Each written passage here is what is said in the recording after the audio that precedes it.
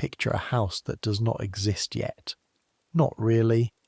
Picture 3 separate buildings on a muddy lane behind a palace, stitched together by scaffolding and stubbornness, while the most powerful man in the kingdom complains that the chimneys smoke and the floors slope, and the whole thing creaks like a ship at anchor. Add wet plaster that won't dry in the cold. Add rats in the wall cavities, moving between houses that were never meant to be one house. Add the freezing river fog that creeps up from the Thames every evening and gets into your chest. That's Downing Street in 1735. Grand on paper. A building site in practice. A place where you could be hauling coal in the dark at 5 a.m. and standing 2 rooms away from the King's First Minister by 9. We're going back there tonight. Not as visitors admiring a famous black door with a brass number on it. That door doesn't have its fame yet. Right now it's just a door, and behind it is a half-finished house full of cold servants trying to keep one of the most important men in Europe warm, fed, and unembarrassed in front of his guests. We're living it. One day, one person, everything they would have seen, smelled, heard, and survived. So, I make these history stories, and honestly, I have no idea if anyone actually falls asleep to them, or if you're all just curious about how miserable it was to be a servant before central heating existed. Either way, subscribe if you want. Get warm, get comfortable. Here we go. Your hand finds the wall before your eyes find anything at all. Plaster, cold and slightly damp under your fingers, the kind of cold that has nothing to do with air and everything to do with stone that has never properly dried out since the builders left it 3 years ago. You drag your palm along it until you find the door frame, and then you're moving by memory, the way you've moved through this house every morning since October. It is not yet 5 o'clock. You know this because the watchman's bell across the way at the cockpit struck 4 a little while ago, and you lay in the dark counting the silence after it, telling yourself you had a few more minutes, knowing perfectly well you didn't. The smell reaches you before the stairs do. It is not one smell. It never is in this house. It's layers, stacked one on top of another like the floors above you. Cold ash from last night's fires, the bitter mineral tang of coal dust that has worked itself into every crack in the floorboards, tallow smoke, thick and animal from the candle stub burning low in its dish at the foot of the stairs, wet wool from the cloaks hung by the back door, never quite drying in this climate, damp plaster, that mushroom smell of a building that's still settling into itself, and underneath everything, the smell of too many bodies sleeping too close together in rooms with no real ventilation, including yourself, 3 days unwashed, your own sweat gone stale in the wool shirt you've worn for a week. Welcome to Downing Street, London, in the winter of 1735. You're lying, or you were, half a minute ago, on a straw mattress in a garret room above the kitchen, in a house that until very recently was 3 separate houses standing shoulder to shoulder along a lane that runs down toward the river from the western edge of Whitehall. Your name is Thomas Wren. You're 15 years old, and you came to London 8 months ago from a village in Hertfordshire with 1 spare shirt, a wooden comb, and a letter of recommendation your father begged off the local vicar, who had once met someone who knew someone connected to the household of the Right Honourable Robert Walpole, Earl of Orford, First Lord of the Treasury, and, though nobody in the kitchen says the actual words out loud because it isn't an official title yet, the King's First Minister. Back home, everyone said London would either make you or eat you whole. They weren't wrong. Some days you genuinely cannot tell which one is happening to you. The bells are already going. Not just one church, a dozen of them at least, scattered across Westminster and the city beyond, their separate rhythms tangling together into something that isn't quite music and isn't quite noise. St. Margaret's is closest, just across the way, its bell deep and a little cracked sounding, the kind of tone that vibrates in your back teeth if you're standing near enough. There's no real morning yet, just black sky with a thinning at the edges, the first hint that the sun has any intention of showing up at all on a December day in London. You feel for the second stair, the one that creaks if you put your weight on the left side and step carefully to the right of it, the way you learned in your first week after Mrs. Cobbett, the housekeeper, boxed your ear for waking the whole house with it. Downstairs in the dark, the house breathes around you, old timber settling. Somewhere above, a door easing shut on its own, pushed by a draught that has found its way in through some gap the builders never quite sealed. This house has more draughts than rooms. You need to get the kitchen fire going before Mrs. Cobbett comes down, or there'll be trouble. There's always trouble if the fire isn't lit, the water isn't warm, and the morning isn't moving exactly the way it's supposed to move by the time the upper servants appear. The kitchen is in the basement, half underground, with small barred windows set high in the wall that let in nothing at this hour but more darkness.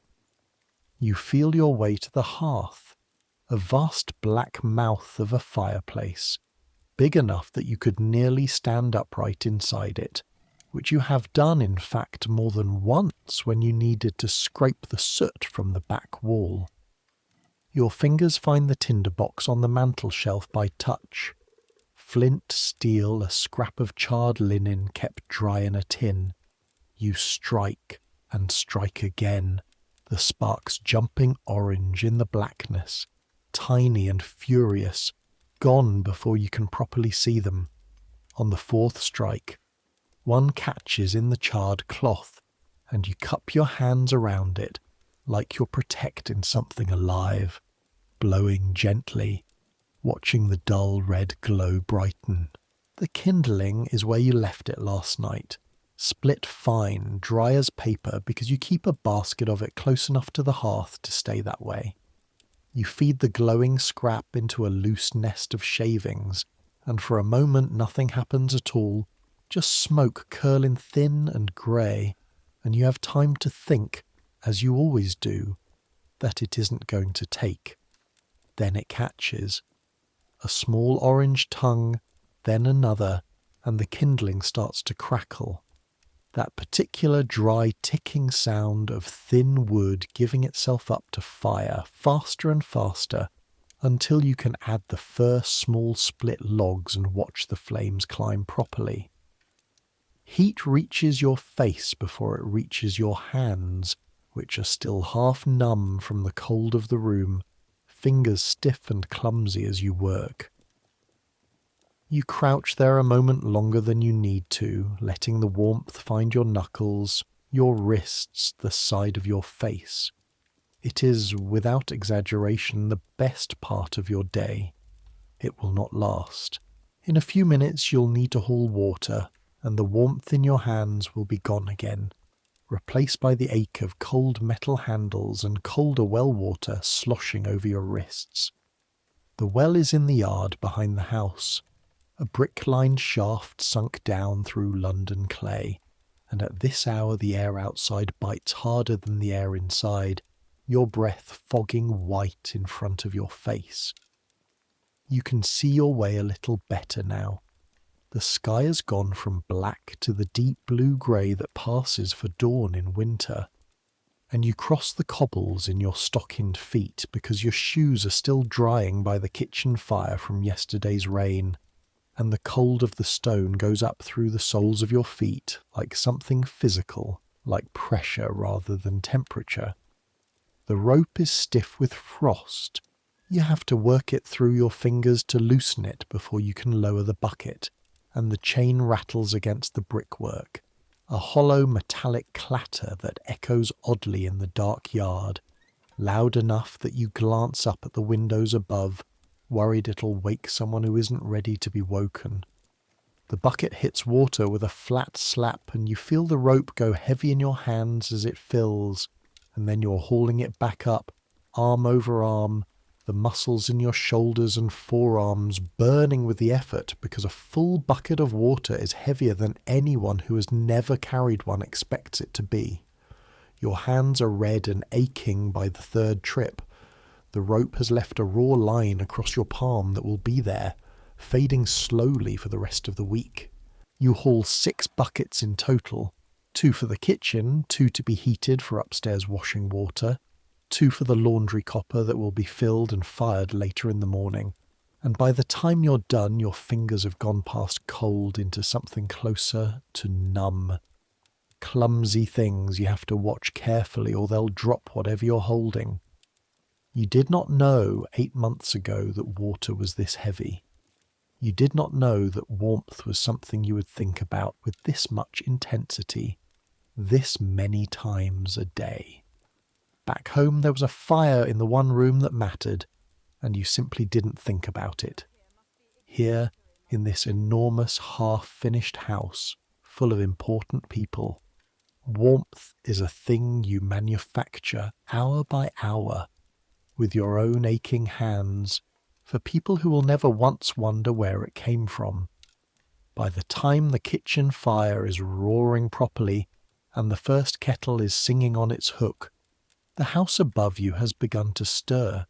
You hear it through the ceiling boards, footsteps, a door, the particular creak of the back stair that runs from the family's rooms down toward the kitchen passage, used by nobody except the upper servants who don't want to be seen using the grand staircase at this hour.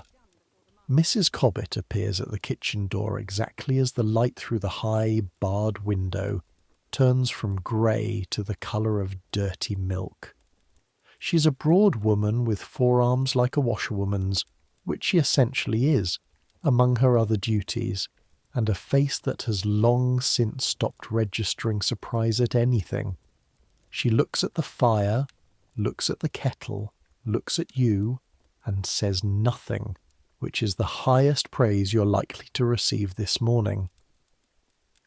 His lordship's breakfast tray goes up at 7:30, she says instead, untying her own cloak. Mrs. Selwyn says he's had a poor night. Gout again, like as not. Mind you don't clatter the dishes. You nod. You have learned, in 8 months, that you do not argue with Mrs. Cobbett, and you do not ask questions about Mr. Walpole's gout, even though you are curious, desperately, almost embarrassingly curious, about every single detail of the man's life, because the man upstairs is, as far as you can tell, the single most powerful person in the entire kingdom who is not actually the king. The house you are standing in did not exist as a single house 3 years ago. This is something you learned slowly, piece by piece, from overheard conversations and from Mrs. Cobbett's occasional bursts of explanation when she's in a generous mood.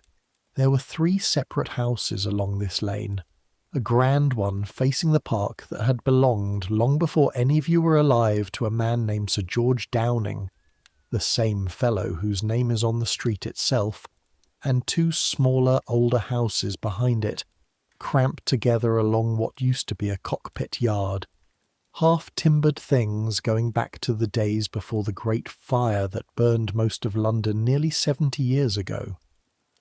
The king, George II, not the old one, the new one, offered the grand house to Mr. Walpole as a gift, a reward, the kind of thing kings do for ministers they want to keep loyal and close.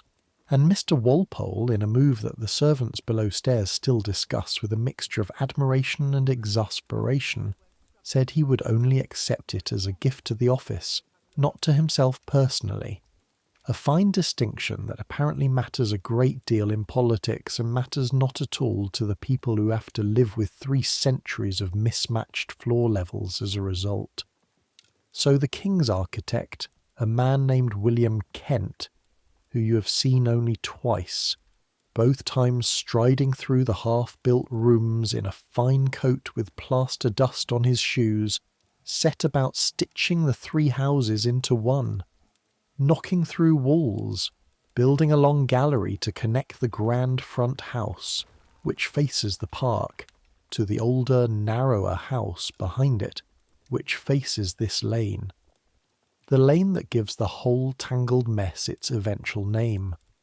The result, as far as you can tell from living inside it, is a building that makes no architectural sense whatsoever, floors that don't quite line up from one house to the next, so there are little unexpected steps in unlikely corridors, windows on different houses that sit at slightly different heights, so that from outside, if you stand back and look properly, you can still see the ghost of 3 separate buildings wearing one badly fitted coat. It is, Mrs. Cobbett told you once, while up to her elbows in a vat of laundry steam, a house built by committee for a man who never wanted it in the first place, and we're the poor fools who have to keep it standing. You think about that most mornings, hauling water through corridors that turn at strange angles for no reason, except that 2 different builders, working 100 years apart, never imagined their walls would one day need to meet. Your own clothes are where you left them, draped over a stool by the kitchen fire to take the worst of the damp out of them overnight. A coarse linen shirt, grey now rather than white no matter how it's washed, the collar starting to fray. Breeches of some rough wool that itches at the knee where you've patched it twice already. Stockings with a darned heel. Shoes with a buckle that doesn't quite match its partner, 'cause the first one broke in October, and the smith down by Charing Cross gave you whatever buckle he had to spare, rather than the right one.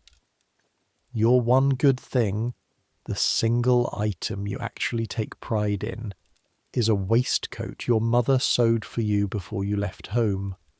Plain brown wool but neatly made with proper buttonholes, she worked herself by candlelight in the weeks before your departure.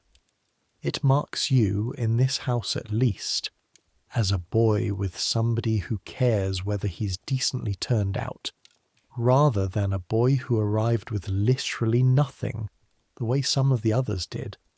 Appearances matter in this house more than you expected.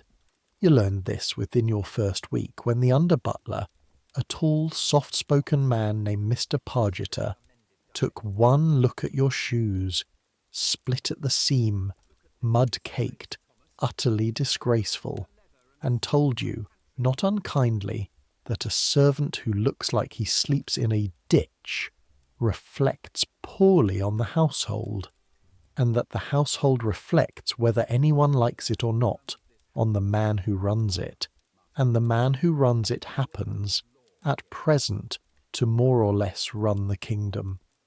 You did not fully understand the chain of logic at the time. You understand it better now. Mr. Pargeter is already in the pantry when you bring through the heated water, decanting wine into smaller bottles, with the careful, unhurried motions of a man who has done this exact task 10,000 times.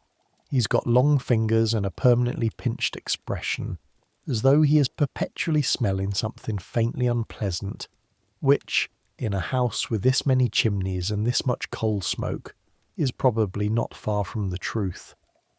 "You're slow this morning, Wren," he says without looking up. "You're not slow. You are, if anything, ahead of where you usually are. But you have learned, the same as every apprentice and servant before you in every household that has ever existed, that there is no profit in arguing with a statement like that. You simply say, 'Yes, Mr. Pargeter,' and keep moving." He glances up then, and something in his face softens very slightly. Not warmth exactly. Mr. Pargeter does not really do warmth, but something adjacent to it. "His lordship's had a wretched night," he says, lower now, almost confiding. "The foot's bad again. Don't be surprised if he's short with you. It isn't you he's angry at. This is, in its way, a kindness, and you recognise it as one. Mr. Pargeter has been in this household, and the previous, smaller household, before this enormous half-built thing existed, for 11 years. He has seen Mr. Walpole through good nights and bad ones, through years when the man's position seemed unshakable, and at least one stretch, 2 winters back, when half of London seemed to be calling for his head over some business with a company, and a great deal of lost money that you don't fully understand, but that Mrs. Cobbett still refers to as the bubble, in a tone that suggests it was a near catastrophe for everyone in this house, servants included. You carry the breakfast tray up yourself this morning, because the footman who usually does it has gone down with a cold, and Mrs. Selwyn, the housekeeper for the family floors, decided with visible reluctance that you would have to do. Your hands are steady, you tell yourself, climbing the back stairs with a tray that holds a pot of chocolate, fresh bread, a dish of butter, and a small jug of something Mr. Pargeter decanted with particular care and told you twice not to spill. The corridor outside Mr. Walpole's bedchamber is one of the strange ones, the kind that exists only because 2 houses are pretending to be one. There's a step down, unexpected, right where the old house meets the new gallery, and you have learned to expect it, though you watch your feet anyway, the tray rattling very slightly with each step, your arms beginning to ache from holding it steady at the correct height. Mrs. Selwyn knocks. A voice from within, low, a little rough with sleep and pain, but unmistakably a voice used to being obeyed without question, tells you to come in. You have seen Robert Walpole exactly 4 times before this morning, always at a distance, always moving past some doorway on his way somewhere more important than wherever you happen to be standing. Up close, in his own bedchamber, propped against a pile of pillows with one bandaged foot resting on a stool, he looks smaller than you expected, and older, considerably more human. He's a large man, broad through the chest and gone heavy in the years since, you'd guess. He was last on a horse for pleasure rather than necessity, with a face that in portraits looks shrewd and commanding, and in person, at 7:30 in the morning, mostly looks tired. Put it there, he says, gesturing at the small table by the bed. Not unkindly, just efficiently. A man who has given this exact instruction to 100 different boys over the years, and has no particular reason to notice this one. New, are you? 8 months, my lord, you manage. He's already reaching for the chocolate, wincing as the movement shifts something in his bandaged foot. Hertfordshire by that accent. You are so startled that he's right, and so startled that he cared to guess at all, that you simply say, "Yes, my lord," and stand there a moment too long before Mrs. Selwyn's look sends you back out the door. In the corridor, your heart is going faster than the errand warranted. You will think about this exact exchange, 4 sentences, less than a minute, for days afterward. The most powerful man in England asked you where you were from. It does not mean anything. You know it does not mean anything. He likely does not remember your face by the time you've reached the bottom of the stairs. But it is nonetheless the kind of thing you will turn over in your mind on quiet evenings for a long time to come, the way you turn over any object too valuable to simply set down and forget. By 9, the house is properly awake, and so is the street outside it. Mr. Pargeter sends you out with a folded note to deliver to a stationer's near Charing Cross, and you take the long way, the way you always do when you're sent out and nobody's timing you closely, because Downing Street sits in the middle of the most extraordinary collection of buildings you have ever seen in your life, and you have not yet grown tired of looking at them. The lane itself is narrow and unglamorous, more mud than street most days, lined with the backs of stables and the kind of small houses that exist to service grander ones nearby. But step out the end of it, onto the wider road, and the whole world changes. To your left, rising up out of the morning haze, is Westminster Abbey, its towers grey and enormous against a sky the colour of a half-washed slate. You've been inside it exactly once, sent on an errand to deliver a parcel to a clerk who works somewhere in its maze of chapels and side rooms, and you still remember the cold of that stone, a cold that seemed to come from somewhere far older and far more serious than ordinary winter weather, the kind of cold that makes you lower your voice without anyone telling you to. Ahead of you, along the road they call simply Whitehall, stands the banqueting house, a building so different from everything around it. Pale stone, perfect proportions, windows in even ranks like soldiers on parade, that it looks as though someone picked it up from a different country entirely and set it down here by mistake. It was built well over 100 years ago by a man named Inigo Jones, and they say the old king, not this one, not even his father, but the king 2 kings before that, was beheaded right outside it, on a scaffold built against its own walls, in front of a crowd that had gathered to watch a king die the way you might watch a play. Your grandfather, if he'd been born just a little earlier and lived in London rather than Hertfordshire, might conceivably have been old enough to have heard about it from someone who was there. That's how recent it still feels when you stand close enough to touch the stone. Not ancient history, just history that happened slightly before you, in a world only 1 or 2 old lifetimes removed from your own. You stand there a moment, the way you always do, looking up at the row of windows, picturing, because you can't quite stop yourself, a king's head coming off right there in front of all those watching faces. A flock of pigeons wheels up off the roofline, scattering against the pale sky, and somewhere behind you a cart driver is shouting at someone to get out of the road, and the moment breaks, and you remember you have a note to deliver and a master who will want it answered within the hour. The street between here and Charing Cross is its own kind of chaos, and you have learned, in 8 months, exactly how much chaos that is. There are no proper footways for most of this stretch, just a slightly raised strip of cobbles along the building line that everyone treats as theirs by right, so that walking it means a constant negotiation with other people doing the exact same thing.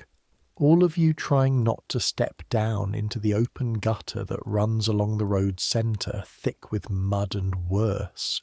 A sedan chair comes past, 2 liveried men trotting with it between them, and you flatten yourself against a wall to let it through, catching a half-second glimpse through the little window of a powdered face, bored and impatient, going somewhere you'll never know about. A string of pack horses follows close behind, laden with what looks like coal sacks, the led horses' hooves striking sparks off a loose cobble. A woman with a basket of oysters on her hip is shouting her price at anyone who passes, and a boy not much younger than you, barefoot despite the cold, is weaving through the crowd with quick practised movements, and you watch him for a second too long and realise just as he vanishes into an alley that he's almost certainly a pickpocket, and that the gentleman he brushed past a moment ago is about to discover his purse is considerably lighter than it was. You keep your own pockets close. You don't have much in them, but what little you have you'd rather keep. By the time you reach the stationer's, your ears are ringing slightly with the noise of it, hammering from somewhere, a dog barking, a watchman's rattle, 100 separate conversations all happening at full volume, because that's the only volume anyone can be heard at. And the quiet of the shop when you step inside feels almost shockingly peaceful by comparison. Just the smell of paper and ink and the soft scratch of a quill somewhere in the back. You deliver the note.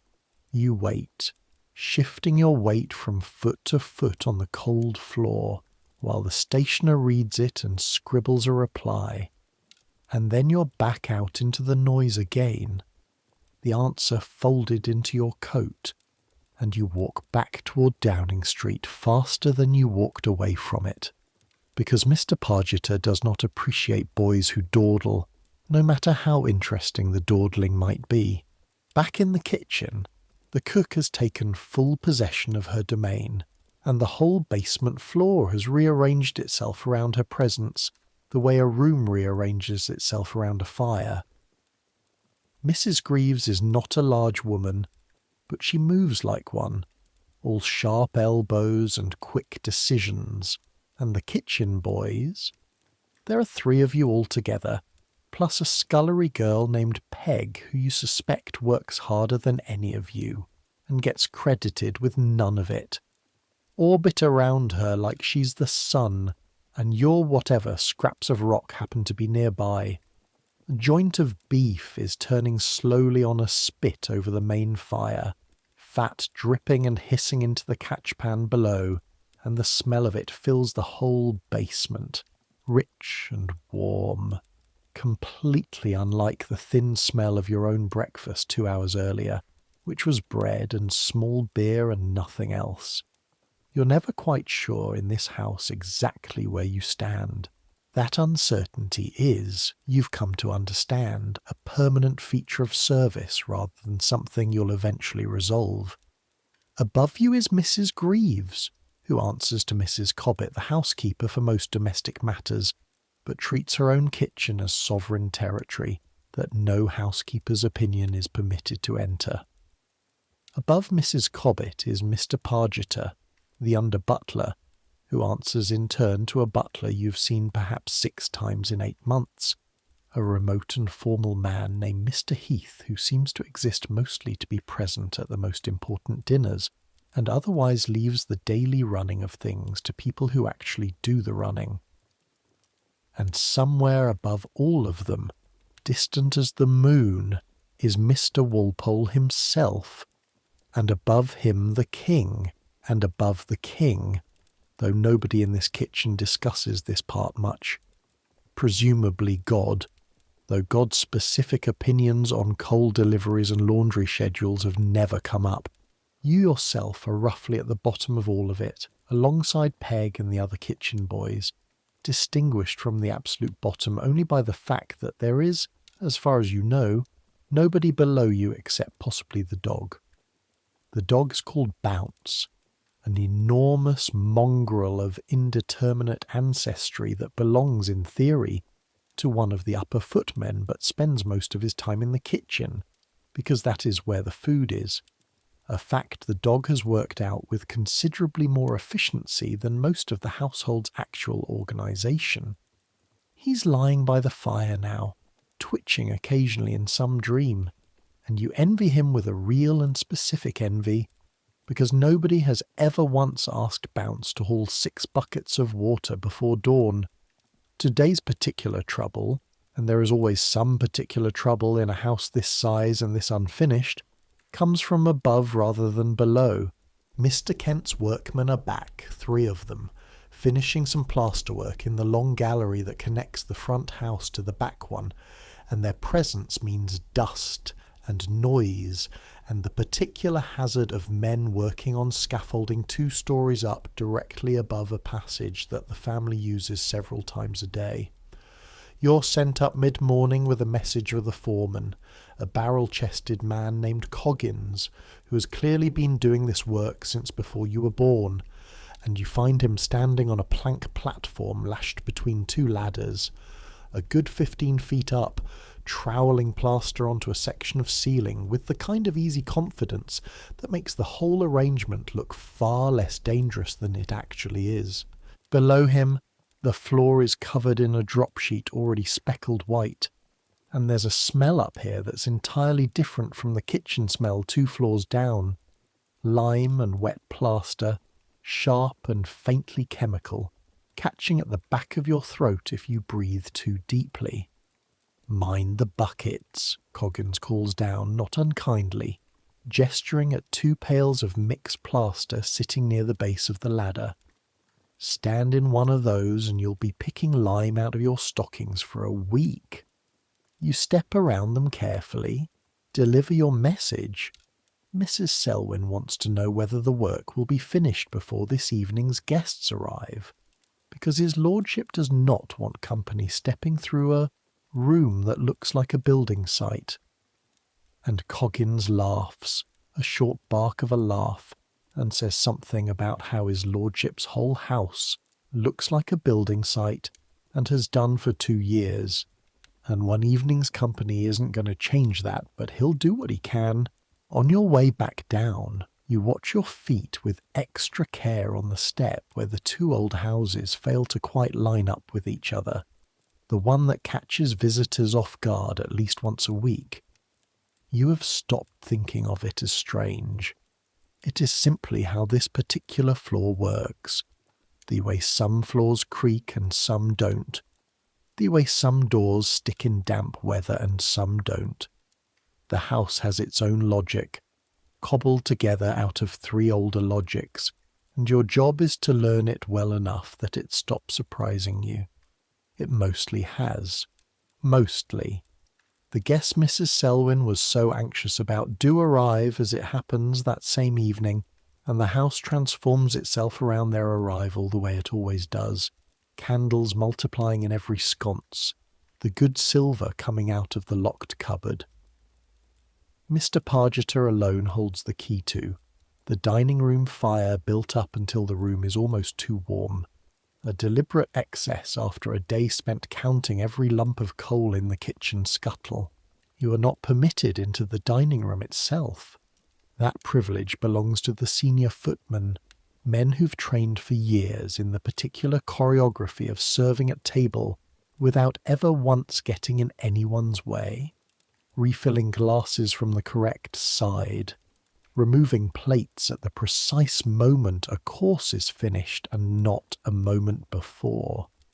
Your job tonight is to stand in the narrow service passage between kitchen and dining room, taking dishes from Peg and the other kitchen boys and passing them up to the footman waiting at the door. A human chain built to move food 20 feet without anyone important having to see exactly how the sausage, so to speak, gets made. It means you hear things. The service door doesn't quite seal. Nothing in this house quite seals. And snatches of the dinner conversation drift back through the gap, along with the smell of roasted fowl and the clink of glasses. You don't understand most of it. Names you half recognise from things Mr. Pargeter has muttered while reading a newspaper. Someone called Pulteney, spoken of the way you might speak of a persistent toothache. Something about excise, a word you've heard before and never properly understood, except that it seems to make grown men's voices rise in a way that suggests money and anger are involved in roughly equal measure. Mr. Walpole's own voice comes through clearest of all, low and unhurried, even when the men around him seem to be getting heated. The voice of a man who has learned, across a very long career, that the person who stays calm longest in a room usually ends up getting what he wants. They will vote against me out of spite and call it principle, he says at one point. And there's a ripple of laughter around the table, the kind of laughter that agrees with the joke rather than finding it especially funny. Let them. I shall still be sitting in this chair next year, and most of them will not. You file this away, the way you file away most things you overhear in this passage, without entirely understanding what you're filing. It is enough, somehow, simply to know that the largest decisions in the entire kingdom are being argued out 20 feet away from you, over a roasted fowl that you yourself help carry up the stairs, while you stand in a draughty passage in your second-best shirt smelling faintly of wood smoke and lime plaster. It occurs to you, standing there, that there is a particular kind of power in being invisible. The men at that table do not know your name. do not know you exist except as an interchangeable pair of hands passing dishes through a doorway, and yet you know more about the contents of their dinner, what they ate, how much they drank, which arguments grew heated and which fizzled into nothing, than half the people in London who would give a great deal to know it. Nobody asks the boy in the service passage what he heard. Nobody thinks to. Later, much later, once the guests have gone and the last of the candles have been carried away to be reused as stubs for the kitchen, you have an hour that is properly your own, and you spend part of it, as you sometimes do, walking the short distance from the back of the house out across the edge of St. James's Park, because Mr. Pargeter has sent you on a late errand to a house near the park's far edge and told you, for once, not to hurry back. The park at this hour is its own strange world, half wild and half tamed, deer moving in shadowy clusters under the bare trees, the canal, a long straight stretch of water the old king had dug, they say, generations back, gleaming faintly under a thin moon. There are lamps along some of the paths, oil-burning things in glass cases that throw small warm pools of light at intervals, and between them the darkness gathers thick enough that you find yourself walking a little faster than you need to, the way you always do crossing open ground at night. Some old animal instinct your body refuses to argue out of itself, no matter how many times you remind it that London is not, in fact, full of wolves. You can see, from the park's edge, lights in the windows of the palace at St. James's itself, where the king's own household goes about its business in rooms grander than anything in Downing Street, though Mrs. Cobbett insists, with the fierce loyalty of someone defending her own employer, that Mr. Walpole's table is finer than the king's most nights, whatever the windows might suggest from outside. You think, walking back through the cold, about the strange layered city you found yourself living in.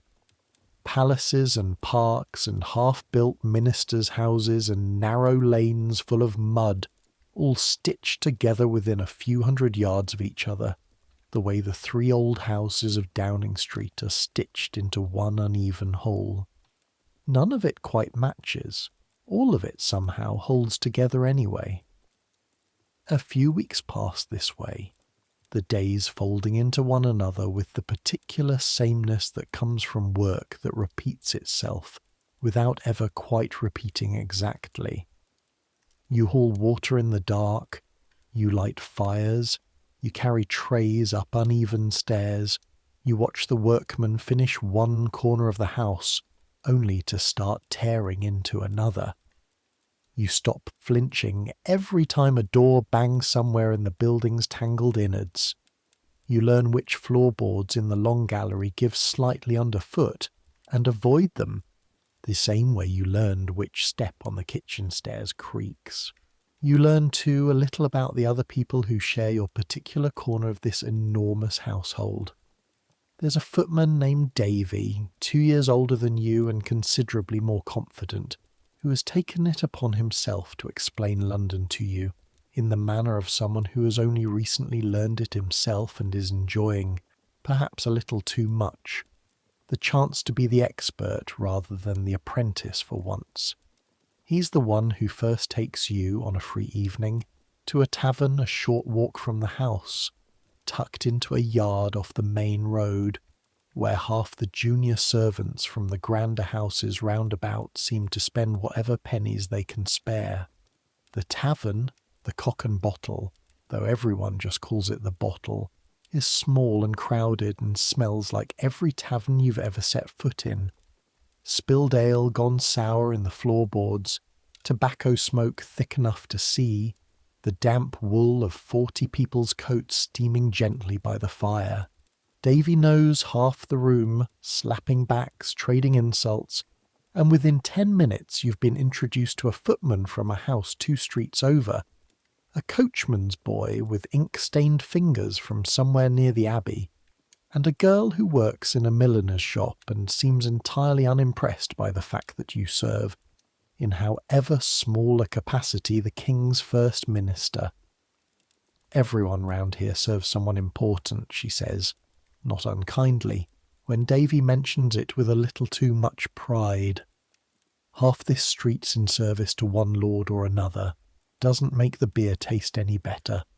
You drink your ale slowly because you don't have much to spend, and you watch the room the way you've started watching every room you're in lately, cataloguing details without quite meaning to. The way the fire smokes a little because the chimney's never been swept properly this season.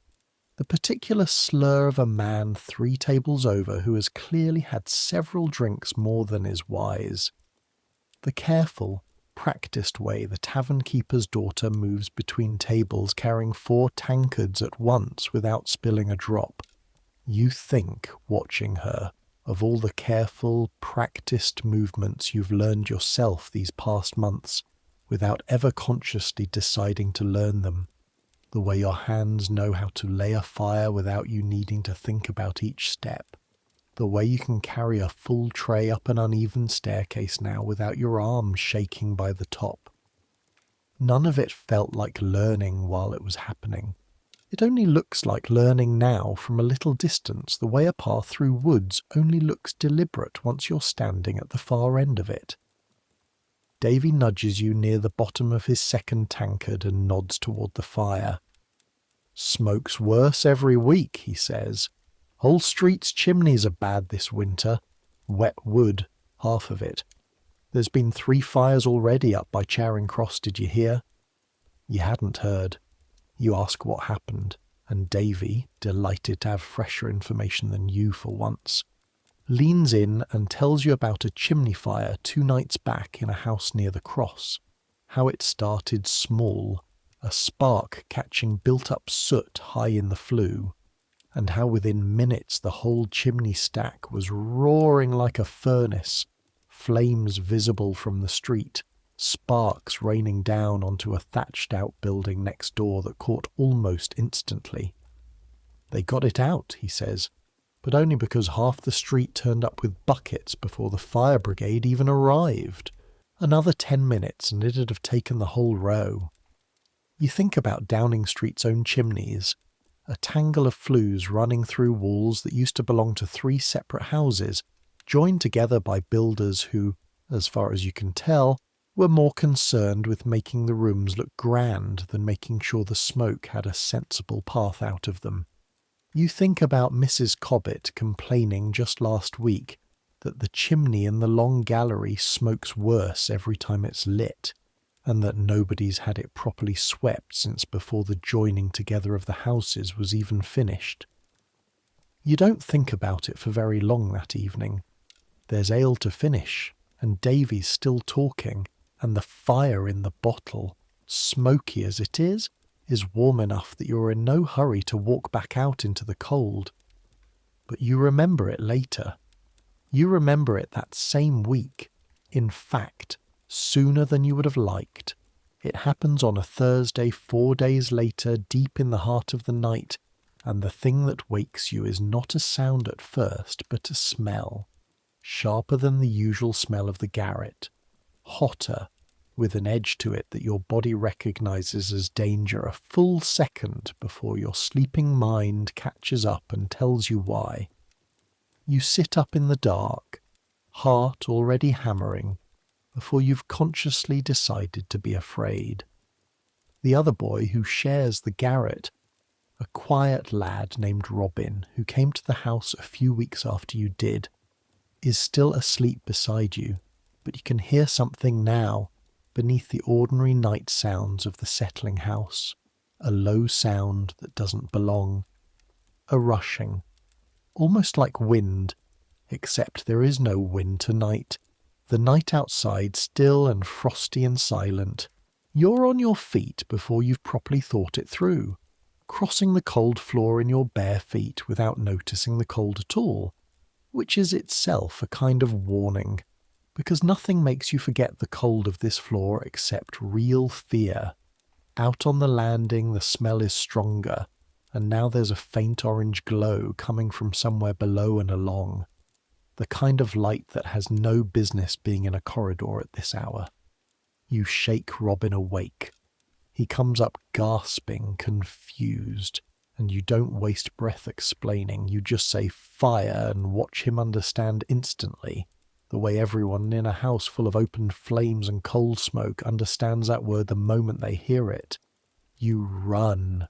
Not blindly. You know this house too well now to run blindly. You know exactly which step creaks and which floor dips, and you use that knowledge. Every bit of it, taking the most direct path down through the kitchen passage rather than the grander stairs, shouting as you go, your voice cracking with effort and fear in equal measure. Fire! Fire in the gallery! Wake up! Wake up! By the time you reach the bottom of the back stairs, Mr. Pargeter is already there in his nightshirt, a candle shaking slightly in his hand, his face gone the colour of tallow. "The long gallery chimney," he says, and you realise he already knew, somehow before you said a word, that this was where it would happen. The chimney that's been smoking worse every week. The one nobody has had swept since before the houses were joined. The gallery, when you reach it, is full of a strange, terrible light. The fire isn't in the room itself, not yet, but high up inside the chimney breast, where months or years of unswept soot have built up thick along the flue, and a stray ember from the evening's fire, banked low but not quite cold, has finally found enough fuel to catch properly. You can hear it now without any doubt at all, a deep, hungry, roaring sound coming from inside the wall itself, and when you look up at the chimney breast you can see, through every crack and seam in the old brickwork, a flickering orange light, like looking at a furnace through the gaps in a badly built oven. "Water," Mr. Pargeter says, his voice gone tight and fast, none of his usual unhurried decanting calm anywhere in it now. "Buckets, all of them, the kitchen, the yard well, go now." You go. Your bare feet don't even register the cold of the stone stairs this time. In the kitchen, Mrs. Greaves is already up, dragging the big copper pots toward the door, and Peg is hauling at the well rope with a strength you didn't know her thin arms possessed. And within what feels like seconds, and is probably closer to 2 full minutes. Minutes that stretch and distort the way time does when your whole body is running on nothing but fear. There is a chain of you passing buckets hand to hand up the back stairs toward the gallery, water sloshing over the rims and soaking your nightclothes, your arms burning with the effort of passing weight after weight after weight without pause. Mr. Heath the butler has appeared from somewhere, fully dressed despite the hour, which makes you wonder in some distant corner of your mind not currently occupied with fear, whether he ever actually sleeps at all. He's directing the water not at the chimney breast itself, but at the floor and the nearby furniture, soaking the boards, dragging a heavy chest away from the wall because, as he shouts, in a voice with considerably more force in it than his usual measured tones, the danger isn't only the fire in the flue, it's the sparks and embers that fire can throw out through any crack into the room itself. And a wooden floor is exactly the kind of thing that catches fast once it starts. Someone has been sent running for the parish fire engine, the kind of pump and hose contraption kept in a shed near the church for exactly this purpose.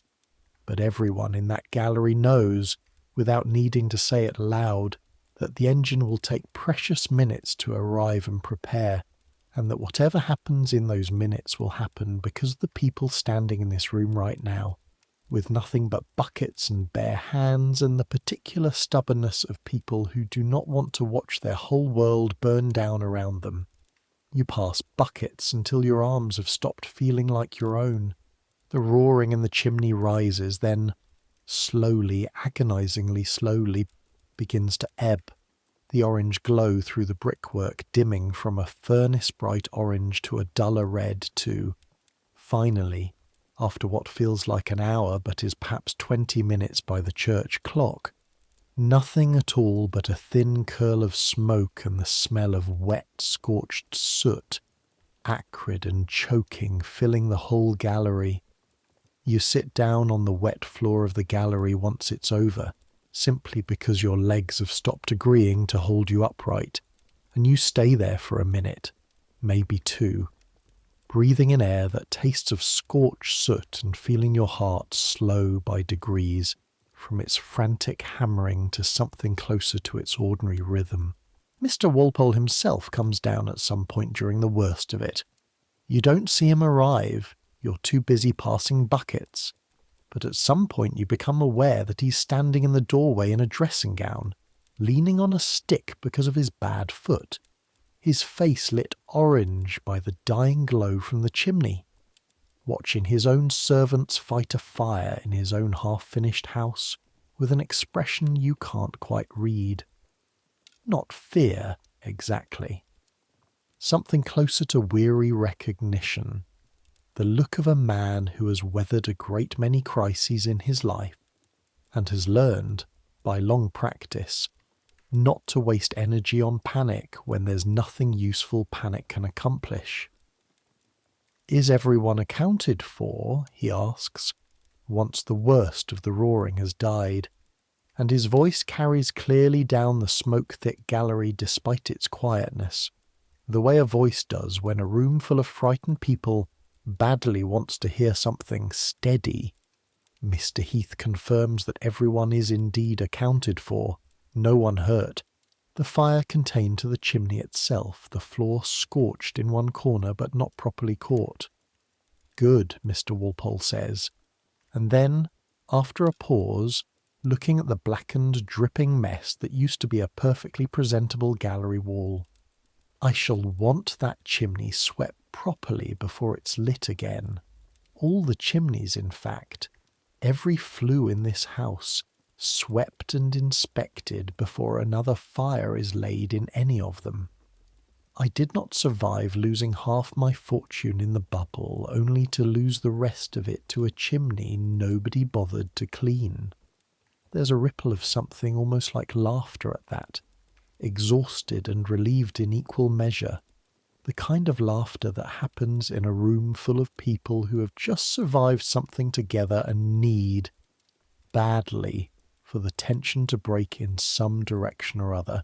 He looks around the gallery a moment longer, at the soaked floor and the soot-blackened servants standing in it, and his eyes land briefly on you, sitting on the wet boards, your nightshirt soaked through, your hands raw from rope and bucket handles. Something flickers across his face. Recognition, perhaps, the same vague memory of a breakfast tray and a Hertfordshire accent from weeks ago, though you can't be sure. "You there," he says. "Wren, is it?" "Yes, my lord," you manage, scrambling to your feet despite your shaking legs. "You ran for help the moment you smelled it, I'm told." You don't know who told him this in the chaos of the last 20 minutes, but you nod, because it's true and because you're too tired to think of anything cleverer to say. "Good lad," he says, and that's all 2 words, before he turns and makes his slow way back toward the stairs, leaning on his stick, leaving you standing in a ruined gallery at 3 a.m, feeling, despite the exhaustion and the cold and the soaked nightshirt clinging to your skin, something that you will only later recognize as pride. The chimney sweep comes the following morning, a small, wiry man named Southerton, with a boy of about 10 trailing behind him, carrying brushes nearly as tall as he is, and you watch, fascinated despite your exhaustion, as the boy is sent up into the flue itself, actually up inside it, scrambling on knees and elbows blackened permanently by years of this same work, calling down muffled instructions to his master about which way the flue bends and how thick the soot has built up. You think, watching the boy's bare feet disappear up into the dark mouth of the chimney, about how close that exact flue came to roaring with fire just hours before, and about how this child spends every working day of his life climbing up inside the very thing that nearly burned the gallery down around all of you, and you feel, for the first time in months, something close to gratitude for the relative safety of your own particular job, however much your hands ache from hauling water every morning. By midday, every flue in the house has been swept, the gallery's scorched corner has been scrubbed and a workman sent for to assess the damaged plaster, and the household has settled, with the particular resilience of people who simply cannot afford to dwell too long on disaster, back into something resembling its ordinary rhythm. Mrs. Cobbett mutters about the extra washing the soot has created. Mr. Pargeter decants wine with his usual unhurried care, though you notice his hands are not quite as steady as they were a week ago. Mrs. Greaves complains that the whole kitchen smells of scorched soot and demands more rosemary be burned to cover it. You go back to hauling water in the dark, lighting fires before dawn, carrying trays up uneven stairs. The work does not change, but something in how you do it has shifted very slightly, the way it shifts after any close call. A small new carefulness around the kitchen hearth at night, a habit of glancing up at the gallery chimney whenever you pass beneath it, checking without quite meaning to that no orange light flickers behind the brickwork. The winter deepens after that, the way London winters do, by degrees so gradual you barely notice them, until one morning the well rope is sheathed in proper ice rather than mere frost, and you have to break it free with the flat of the bucket before you can lower it at all. The Thames, down past the bottom of the lane and across the wider streets toward the water, grows sluggish and grey, carrying ice floes some mornings that knock against the watermen's boats with a sound like distant bells. You learn the particular misery of January in a half-finished house, how the cold finds every gap the builders never quite sealed, how your fingers crack at the knuckle from the constant cycle of icy water and dry heat, how Mrs. Cobbett keeps a jar of goose grease by the kitchen door specifically for hands like yours, chapped raw from months of buckets and scrub brushes. You learn to layer everything you own, the brown waistcoat your mother made now worn over 2 shirts rather than 1. And still the cold finds its way in everywhere, settling into your joints by mid-afternoon, an ache you've come to think of as simply part of being 15 and in service in winter, the way some people think of toothache as simply part of being a certain age. February brings a thaw, then a flood, the river rising high enough that the streets nearest the water turn to a kind of grey soup nobody can avoid wading through, and you spend 2 solid days helping move sacks of flour and barrels of small beer up out of the lower storerooms before the water can reach them, your shoes soaked through, your legs aching from the awkward sliding weight of wet sacks on slick stone steps. By March, the light has begun, very slowly to return. Mornings that are merely grey rather than properly black when you first wake, the bells sounding less muffled somehow in air that has stopped carrying quite so much frozen moisture. The workmen, who vanished for most of the worst of the cold, reappear to finish the last of the plasterwork in the long gallery, the scorched corner repaired so well you can barely tell, if you don't already know exactly where to look, that a fire ever threatened the place at all. Robin, your garret mate, has stopped flinching every time a door slams somewhere in the house's tangled innards, the way you stopped flinching some months before him.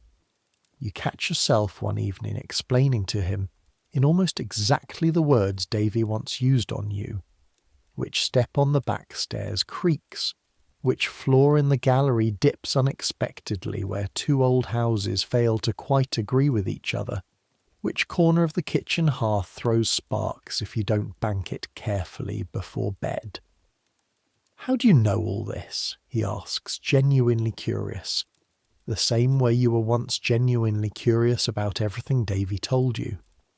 You think about it for a moment before answering. Because I had a near thing with that hearth myself once, you say, which isn't quite the whole truth. The danger was the gallery chimney, not the kitchen hearth, but it's close enough to the spirit of it, and it makes him bank the fire a little more carefully than he otherwise might have, which is really the point. There's a strange satisfaction in this, in being the one who knows the house's hidden logic well enough to teach it to someone newer than yourself. 8 months ago you arrived knowing nothing, flinching at every strange noise, getting lost between rooms that made no sense to you. Now you are, in your own small way, one of the people who keeps this peculiar, half-built house running, who knows its weak floorboards and its dangerous chimneys and the particular way Mr. Pargeter's silence means something different from his speech. You think some evenings about writing to your mother, to tell her about the fire, about Mr. Walpole's 2 words of approval in a smoke-filled gallery at 3 a.m, about the strange privilege of being invisible in rooms where the largest decisions in the kingdom get argued out over roasted fowl. You're not sure how to fit any of it into a letter. Some of it you suspect she wouldn't quite believe, and some of it you're not sure you could explain even if you tried. The particular weight of a full water bucket at 5 a.m, the specific orange light of fire glowing behind brick, the way fear and pride can occupy the exact same hour of your life without ever quite cancelling each other out. There is one more journey worth telling before this particular night, the one that ends this story, and it begins on a market morning in late March, when Mrs. Greaves decides the kitchen needs proper vegetables rather than the sad, sprouting things left over in the root cellar from autumn, and sends you with a basket and a list and a stern warning not to be cheated to Covent Garden. You've been there before, briefly, on smaller errands, but never with a whole morning to spend and a full basket to fill. And the difference shows the moment you turn into the square itself. The noise hits you first, the way it always does in this city, but it's a different texture of noise from Whitehall's rumble of carts and chairs. This is human voices stacked on human voices, dozens of costermongers all shouting their wares at once from stalls and barrows, crowded so close together that the narrow aisles between them are barely wide enough for 2 people to pass. Cabbages, fine cabbages, a penny the head. Apples, sweet as honey, fresh from Kent this very week. Who'll buy my pretty primroses, a halfpenny the bunch, sweeten up your lady's chamber? The ground underfoot is a slick mess of trampled cabbage leaves and rotten fruit and mud churned up by hundreds of boots, and you pick your way through it carefully, your basket already swinging awkwardly against your hip, the morning still cold enough that your breath fogs every time you stop to haggle. The flower women have set up along one edge of the square, their baskets bright with the first violets and primroses of the year, a startling splash of purple and yellow against the general grey-brown of everything else. The cobbles, the building fronts, the heavy winter coats everyone is still wearing, despite the faint, unconvincing warmth that's crept into the air these last few days. You stop a moment longer than you need to looking at them, because they are the first proper colour you've seen outdoors in months, and something in your chest loosens slightly at the sight of them. A feeling you don't quite have a name for yet, but will later learn to recognise as the particular relief of a long winter, finally beginning to let go. You haggle for cabbages and a sack of onions and a basket of early greens, with a woman who has clearly been doing this since before your mother was born. Her hands chapped and quick, weighing produce with a glance rather than a scale most of the time, and somehow never once shorting you. Though she shorts the gentleman beside you without the slightest flicker of guilt the moment he turns to speak to his companion. He'll not notice, she says to you, conspiratorial when you raise an eyebrow at it. Buys his own dinner greens, that one, instead of sending a servant. Man who won't trust his own cook to do the marketing deserves whatever he gets.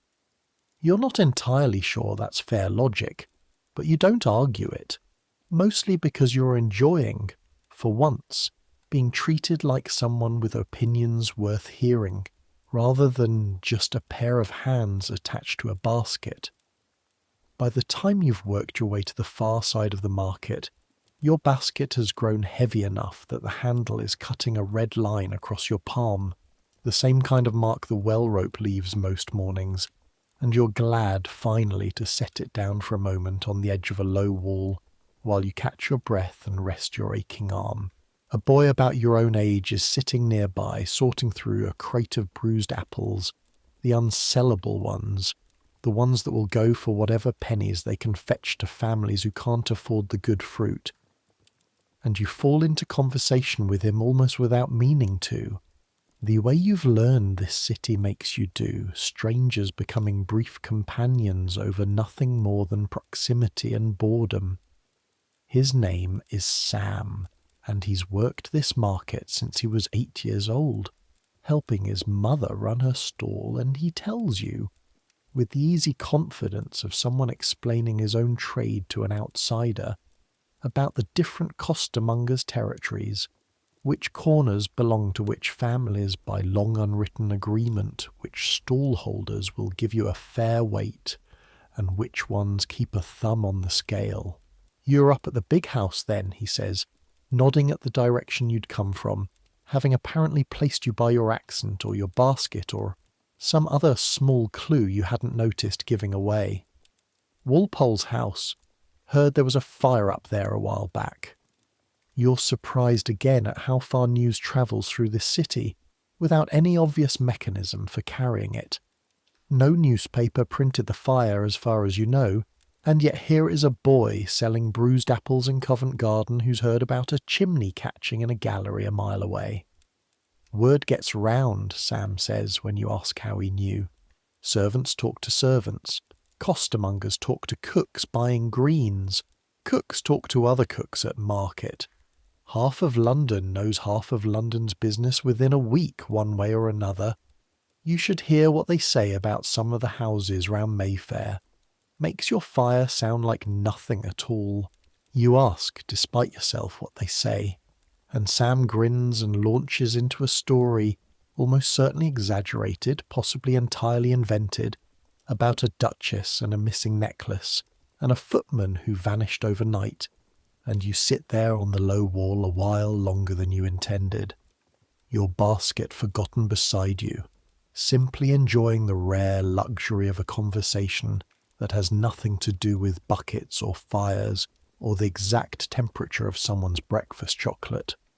The river journey happens a few weeks later on a Sunday, when Mr. Pargeter, in an unusually generous mood, perhaps because spring has finally arrived in earnest and even he seems lighter for it, tells you and Davy that you've both earned a free afternoon and might as well make use of it before the weather turns again, because in England, he reminds you, weather always turns again sooner than you'd like. Davy has been talking for weeks about a hill south of the river with what he insists is the finest view in the entire kingdom, attached to a grand hospital for old sailors at Greenwich, and you've half believed him and half suspected exaggeration, the way you've learned to receive most of Davy's claims about the city. But a free Sunday afternoon with nothing better to do settles the question, and the two of you walk down to the river stairs near Whitehall to find a waterman willing to carry you downstream. The fare costs more than you'd like to spend, but Davy insists it's worth every penny, and the two of you climb down into a narrow wherry that rocks alarmingly under your combined weight water sloshing at the bottom around your boots, only a few inches of wood between you and a river you've watched from the bank for 8 months, but never actually trusted yourself to. The waterman is an older man, weathered the colour of old rope, who rows with the easy, economical strokes of someone who has done this every day of his working life and stopped noticing the effort decades ago. He points out landmarks as you pass, the grim grey bulk of a great fortress on the north bank, its history of executions and imprisonments older and bloodier. He assures you with the relish of a man who enjoys an audience, than anything you've yet heard about in your short time in this city. They've not chopped a head off in there for a good while now, he says, but don't go thinking that means it's gone soft. Still locks up plenty who'd rather be elsewhere. You watch the fortress slide past, its walls rising sheer and grey above the water, and you think, with a small shiver that has nothing to do with the cold spray off the oars, about how close that history sits to your own ordinary life.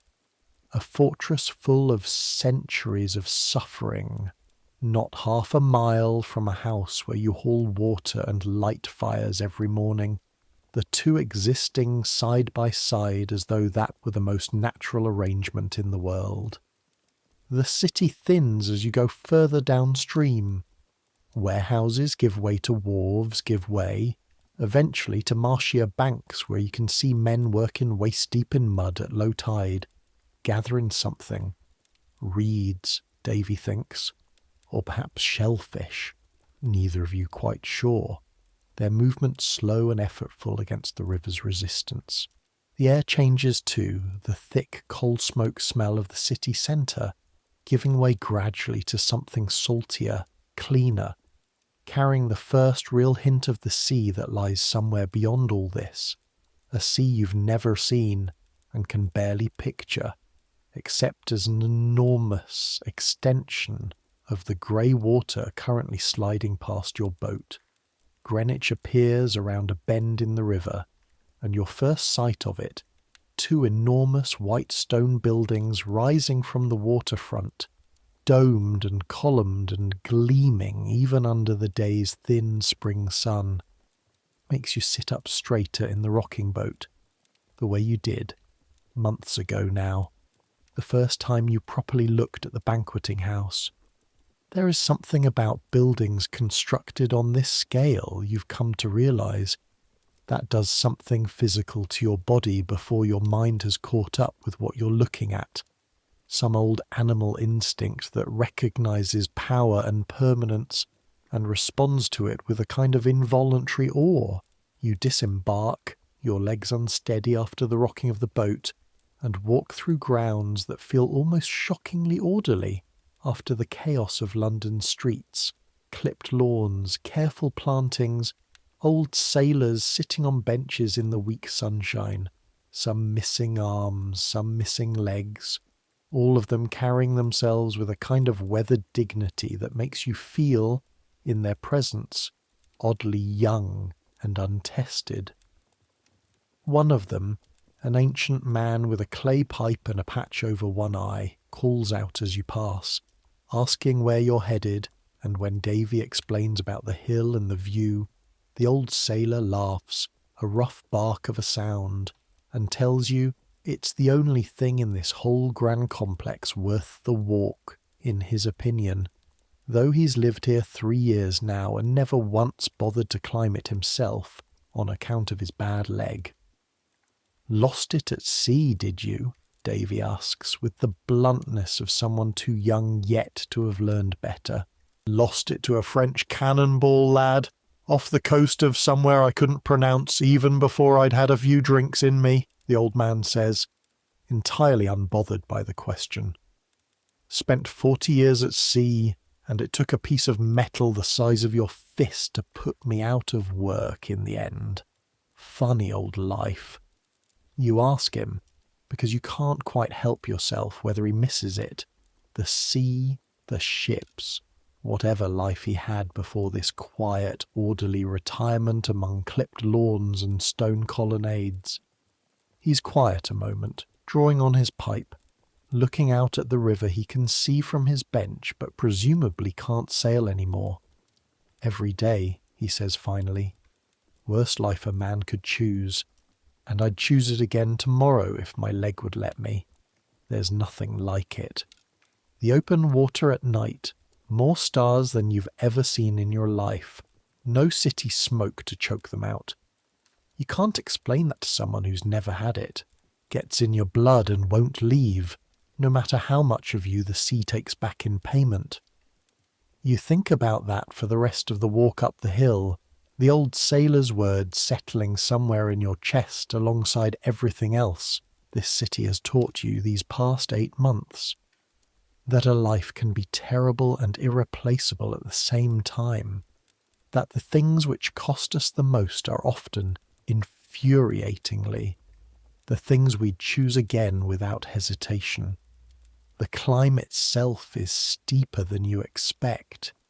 The path winding up through old trees just beginning to show their first green.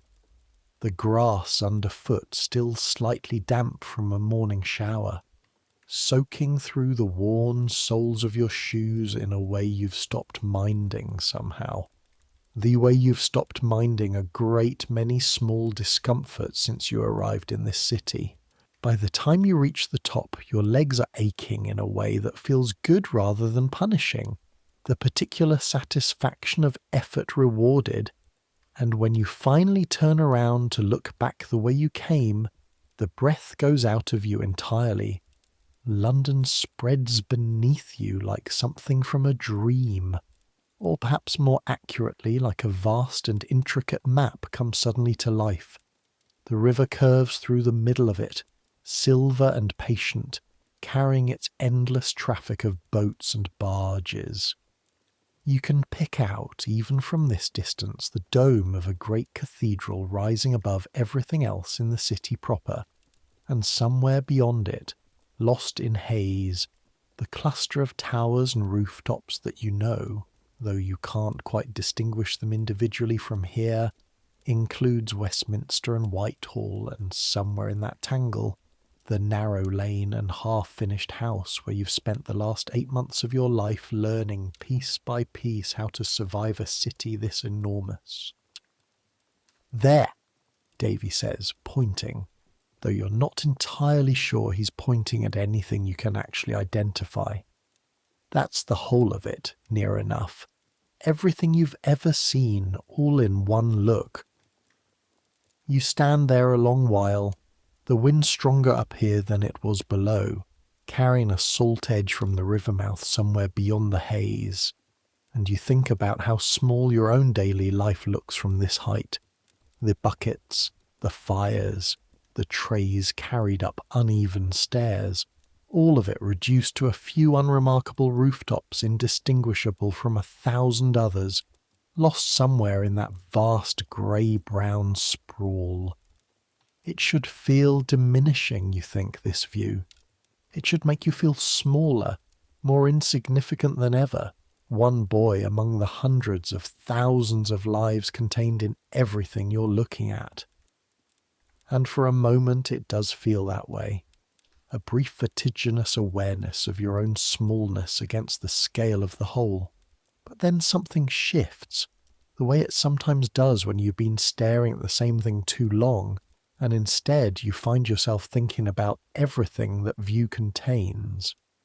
The merchants risking fortunes on ships you can't see from here, the costermongers in Covent Garden shouting their prices, the old sailor on his bench with his missing leg, and his memories of stars at sea, Mr. Walpole somewhere down there arguing through another long evening with men who'd happily see him fall, Mrs. Cobbett managing her household, Sam sorting bruised apples, every single one of them living a whole complicated life of their own, within this same enormous tangle of streets and rivers and rooftops, and you, somewhere in the middle of it, are simply one more thread in a fabric far larger and far more intricate than you'd ever properly understood before climbing this hill.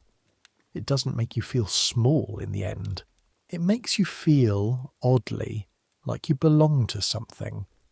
Not grand exactly, not important in the way Mr. Walpole is important, but real, woven in, part of the pattern rather than separate from it. You came to this city 8 months ago with nothing but a letter and a spare shirt, certain you understood nothing about how any of it worked. Standing here now, looking down at the whole sprawling, smoking, glittering mess of it, you realize you understand a great deal more than you did, even if you couldn't possibly explain all of it to the boy you used to be. We should head back, Davy says eventually, when the light starts to shift toward afternoon. Don't want to be rowing back up against the tide in the dark. You take one last look before you turn to follow him down the hill. The river curving silver through the haze, the cathedral dome catching the last of the afternoon light, the whole enormous, indifferent, magnificent city spread out below you like a promise you're only just beginning to understand the shape of.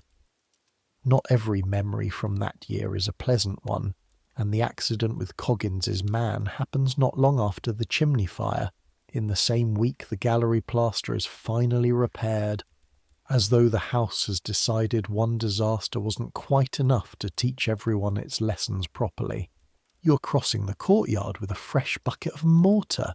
Coggins has taken to using you as an extra pair of hands when his own boy is occupied elsewhere, and you don't mind the work, despite the way the lime stings any small cut on your fingers, because it gets you outside and away from the kitchen's perpetual damp heat, when you hear a shout from above, sharp and sudden, the kind of sound that makes every single person in earshot freeze and look up at once. One of Coggin's men, a younger fellow named Hewitt, who's been working the upper scaffolding all week, repointing brickwork along the gallery's outer wall, has lost his footing on a plank that slipped from its lashing, and for one long, terrible second you watch him grab for the scaffold pole and miss, his whole body twisting in the air with an awful, helpless looseness, before his other hand catches a different rail, and he swings hard against the brickwork, his shoulder taking the impact with a sound you feel more than hear, a dull, heavy thud that travels across the courtyard and lodges itself somewhere behind your own ribs. He doesn't fall. That's the only mercy in it. He hangs there a moment, gasping, both hands locked white-knuckled around the rail, his legs swinging loose beneath him with nothing at all to stand on, 15 feet above the cobbles, and then Coggins is shouting instructions up at him, steady and urgent, and 2 other men are already scrambling up a ladder to reach him, and you stand frozen in the courtyard with your bucket of mortar forgotten in your hands, watching, unable to look away, the same way you couldn't look away from the orange glow inside the chimney breast weeks before.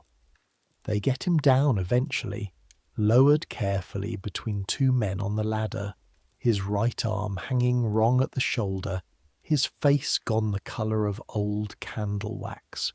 He's set down on the cobbles, and Coggins crouches beside him, and you hear him say, in a voice gone rough with something that isn't quite anger, and isn't quite fear, but sits somewhere close to both, that the lashings on that platform should have been checked that morning.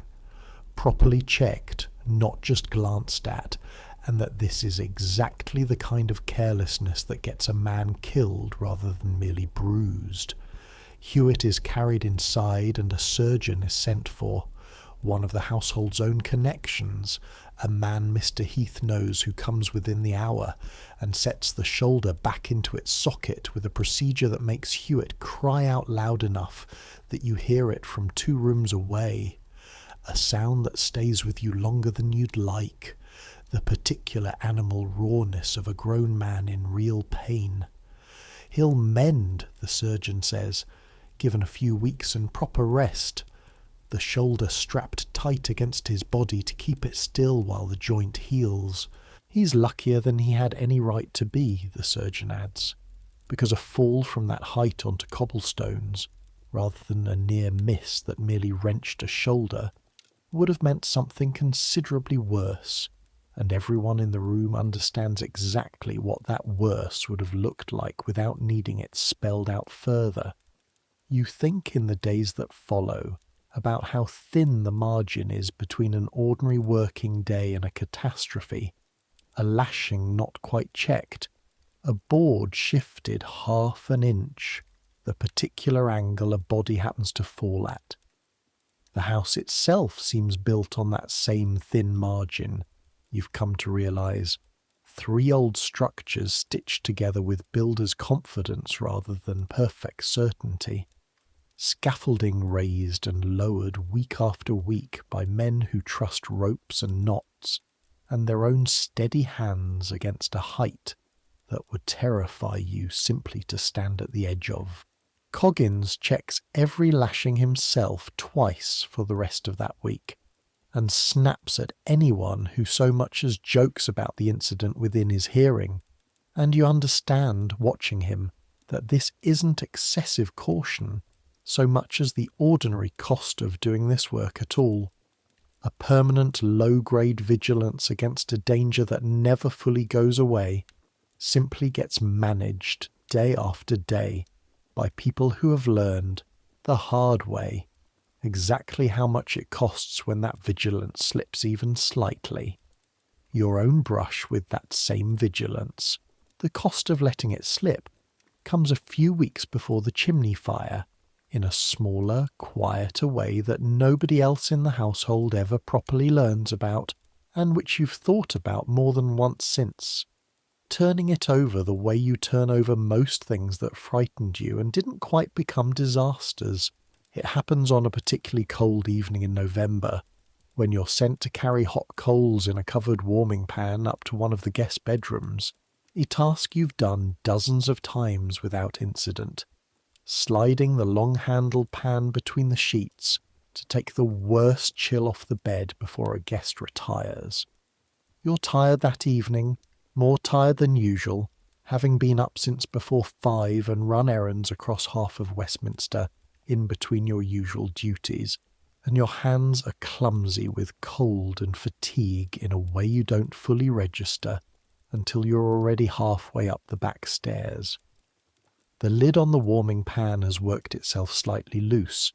You'll realise this only afterward, examining it by candlelight. And as you turn the awkward corner where the 2 old houses fail to quite line up, the pan shifts in your grip, and a single hot coal, no bigger than a thumbnail, slips free and lands on the wooden stair tread beside your foot. You don't notice immediately. You're already 3 steps further up before some instinct, some faint acrid edge to the air, makes you stop and look back, and there, on the dry old wood of the back stairs, is a small black scorch mark spreading slowly outward from a coal, still glowing dull red at its centre. Your heart goes from steady to hammering in less time than it takes to set the warming pan down. You stamp on the coal with the flat of your shoe, grinding it out, and then you're on your knees in the dark stairwell, running your fingers anxiously over the scorched wood, checking, and checking again, that the wood itself hasn't properly caught, that what you're looking at is a black mark and a faint smell of charred timber, and nothing more dangerous than that. It hasn't caught. The mark is small, no bigger than the coal itself, the wood scorched but not actually burning, and after several long minutes of crouching there in the dark with your heart still going far too fast, you accept that you've gotten away with something, that this particular thread of bad luck stopped just short of becoming a story anyone would ever need to tell. You don't mention it to anyone. You scrub at the mark later that night with a wet cloth and a little ash, working it until the worst of the scorch has faded into something that looks, in dim candlelight at least, like nothing more than an old stain on old wood. The kind of mark this battered, half-finished house already has dozens of. Nobody asks about it. Nobody, as far as you know, ever notices it at all. But you think about it often in the weeks that follow, more than you'd ever admit aloud. The way a single dropped coal could have undone every careful thing you've learned about fires and chimneys and dry old wood. The way disaster in this city seems to live always just one small slip away from ordinary evenings, waiting for exactly the kind of tired, careless half-second you very nearly gave it. It makes you more careful with the warming pan after that. It makes you, if you're honest with yourself, more careful with everything, checking lids twice, watching your footing on every stair, banking every fire with a kind of deliberate attention you didn't used to bother with. You wonder sometimes whether this is simply what growing up in service means. Learning, one small private fright at a time, exactly how much depends on hands that never quite stop being tired, in a city that never quite stops being one careless moment away from catching fire.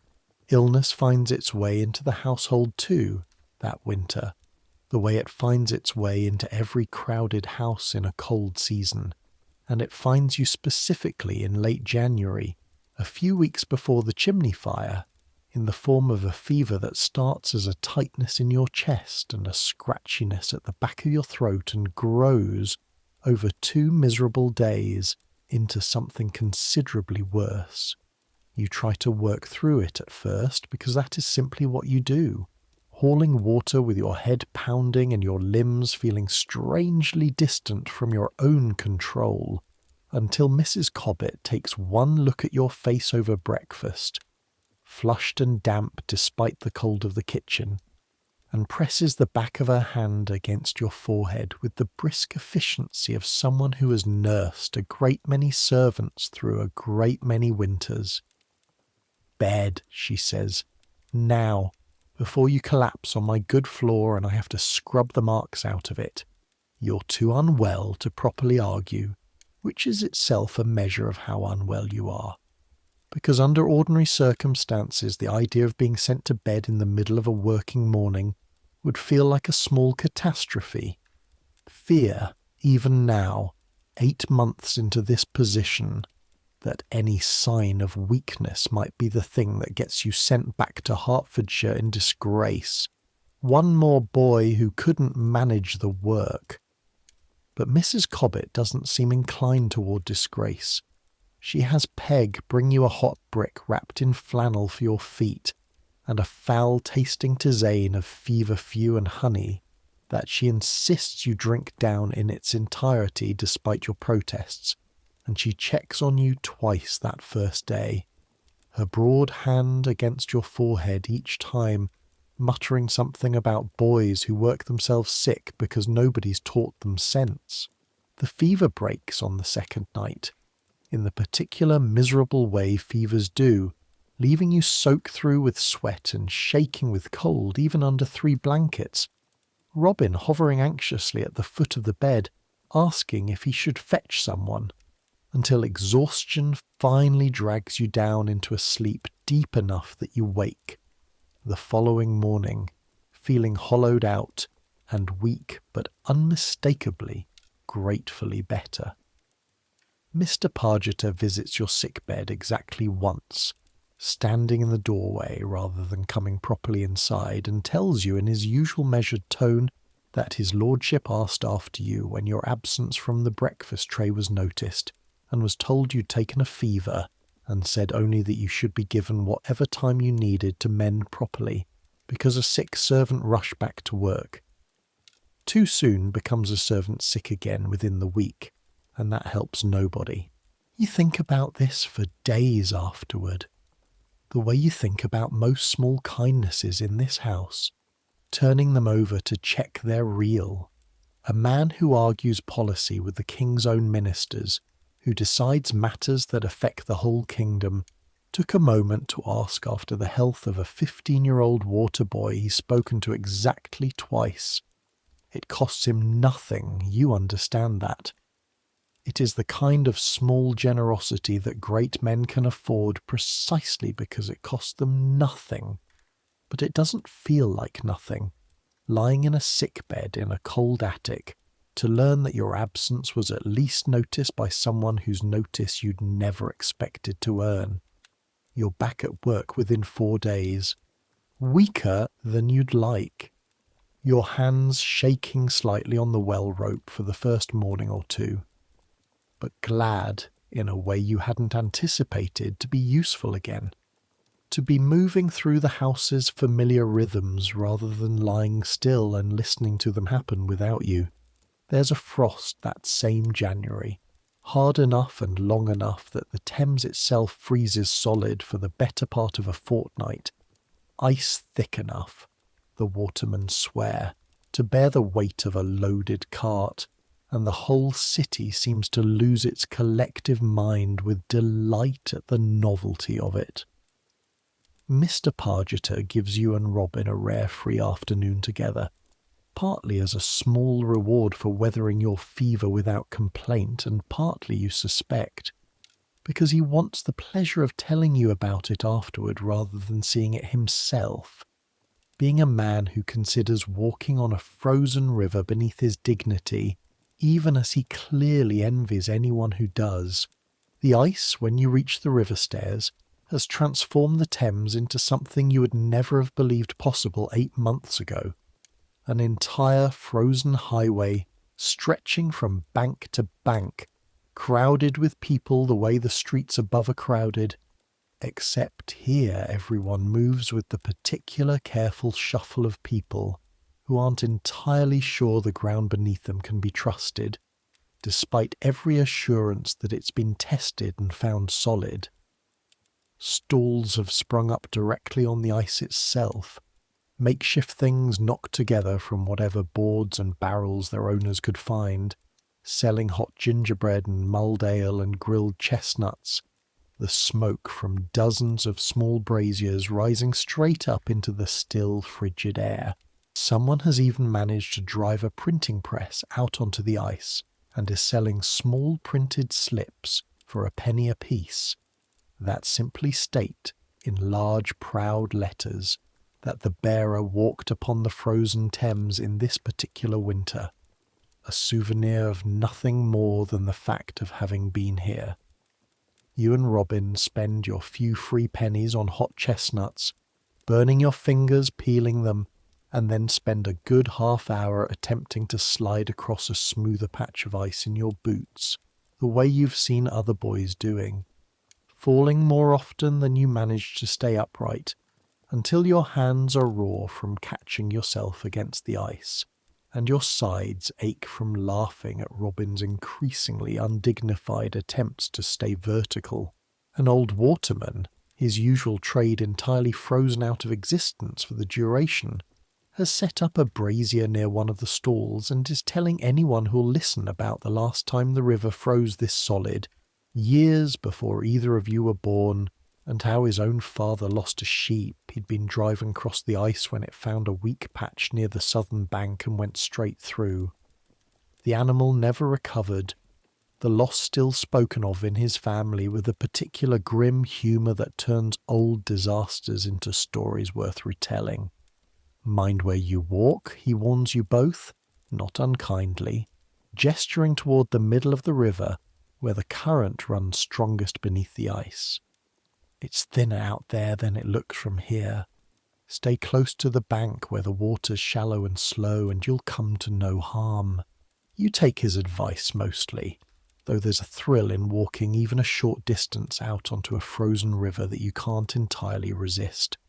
The strange vertiginous awareness beneath your boots that you are standing on something that should, by every ordinary rule of the world, be liquid and moving, and entirely unable to bear your weight. By the time the light starts to fail and the cold deepens past anything bearable without proper gloves, your fingers have gone numb despite your best efforts, and you and Robin make your way back up the river stairs, half frozen and entirely delighted, carrying back to Downing Street a story that will get told and retold in the kitchen for weeks. Mrs. Greaves demanding every detail of the gingerbread stalls, Mr. Pargeter pretending he isn't listening just as closely as everyone else.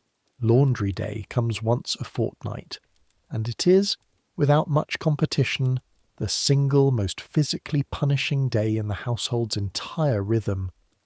Worse even than the morning after a chimney fire, because at least a fire ends. Laundry day simply continues, hour after hour from before dawn until well past dark. It starts the night before, when you and Robin haul extra water, twice your usual quota, your arms aching by the final trip in a way that makes you wonder whether your shoulders will ever again feel like they belong entirely to you, to fill the great copper set into the brick surround at the back of the kitchen, ready to be lit before first light. By the time you're up the next morning, Peg and the laundress Mrs. Cobbett hires in for the occasion, a broad, red-armed woman named Sal who arrives before dawn and works without seeming to pause for breath until well into evening, have the copper already steaming, the whole basement filling with a wet, soapy heat entirely different from the dry warmth of the kitchen fire. A heat that gets into your clothes and your hair and leaves the whole house smelling faintly of lye for 2 full days afterward. Your job for most of the morning is hauling wet linen out of the copper into the great wooden tub for rinsing, rinsed linen out of the tub to be wrung linen out to the yard to be hung, each stage involving fabric so heavy with water that your forearms burn within the first hour and don't properly stop burning until well after the work is done. A single soaked sheet, you've learned, weighs more than you'd ever have guessed. An awkward, sodden, uncooperative weight that fights you every step of the way to the ringing post, where Sal twists it between 2 strong hands with a technique that took you weeks of failed attempts to even partially master.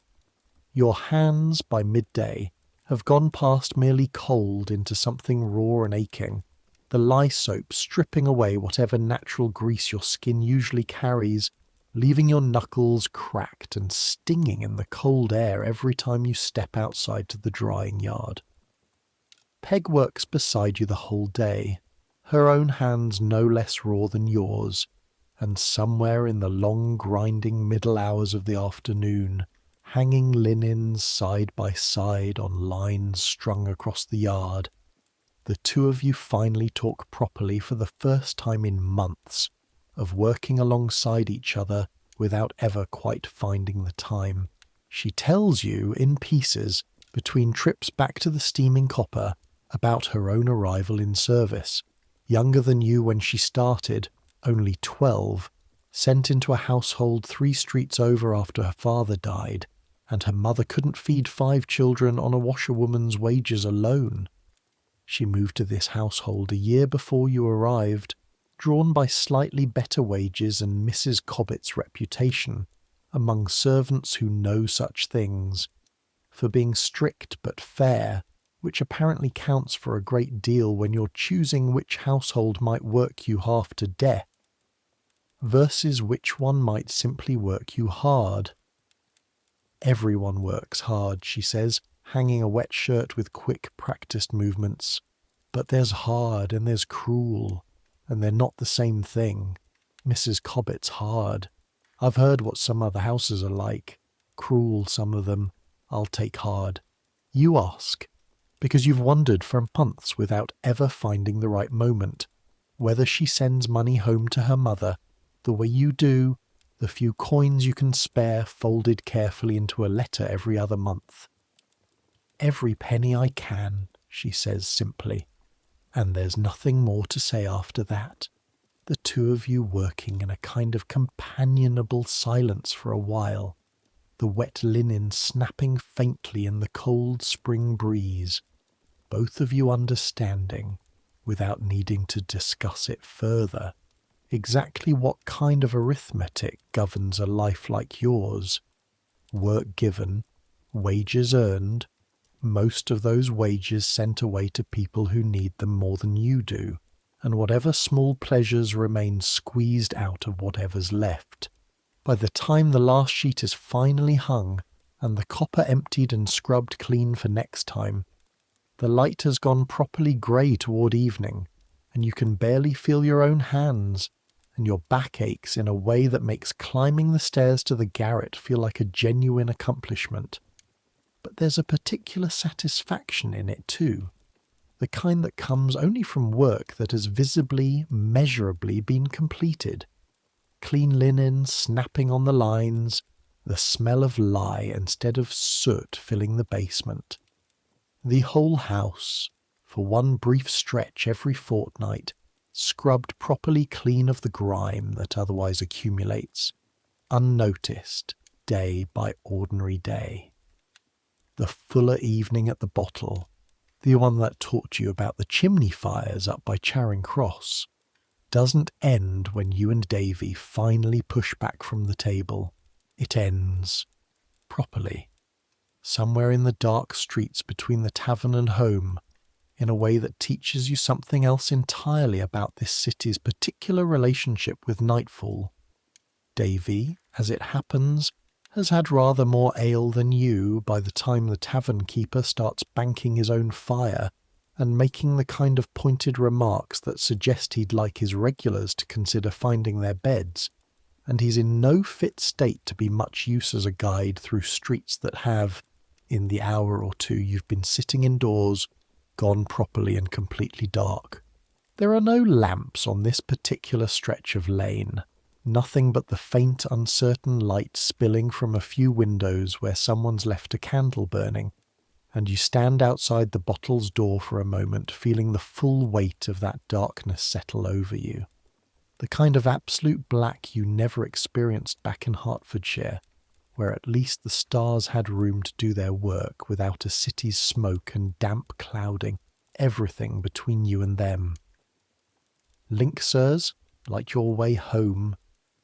A boy appears out of the shadows at your elbow, younger than you, carrying a torch of bundled rushes dipped in pitch that throws a small wavering circle of orange light onto the mud at his feet.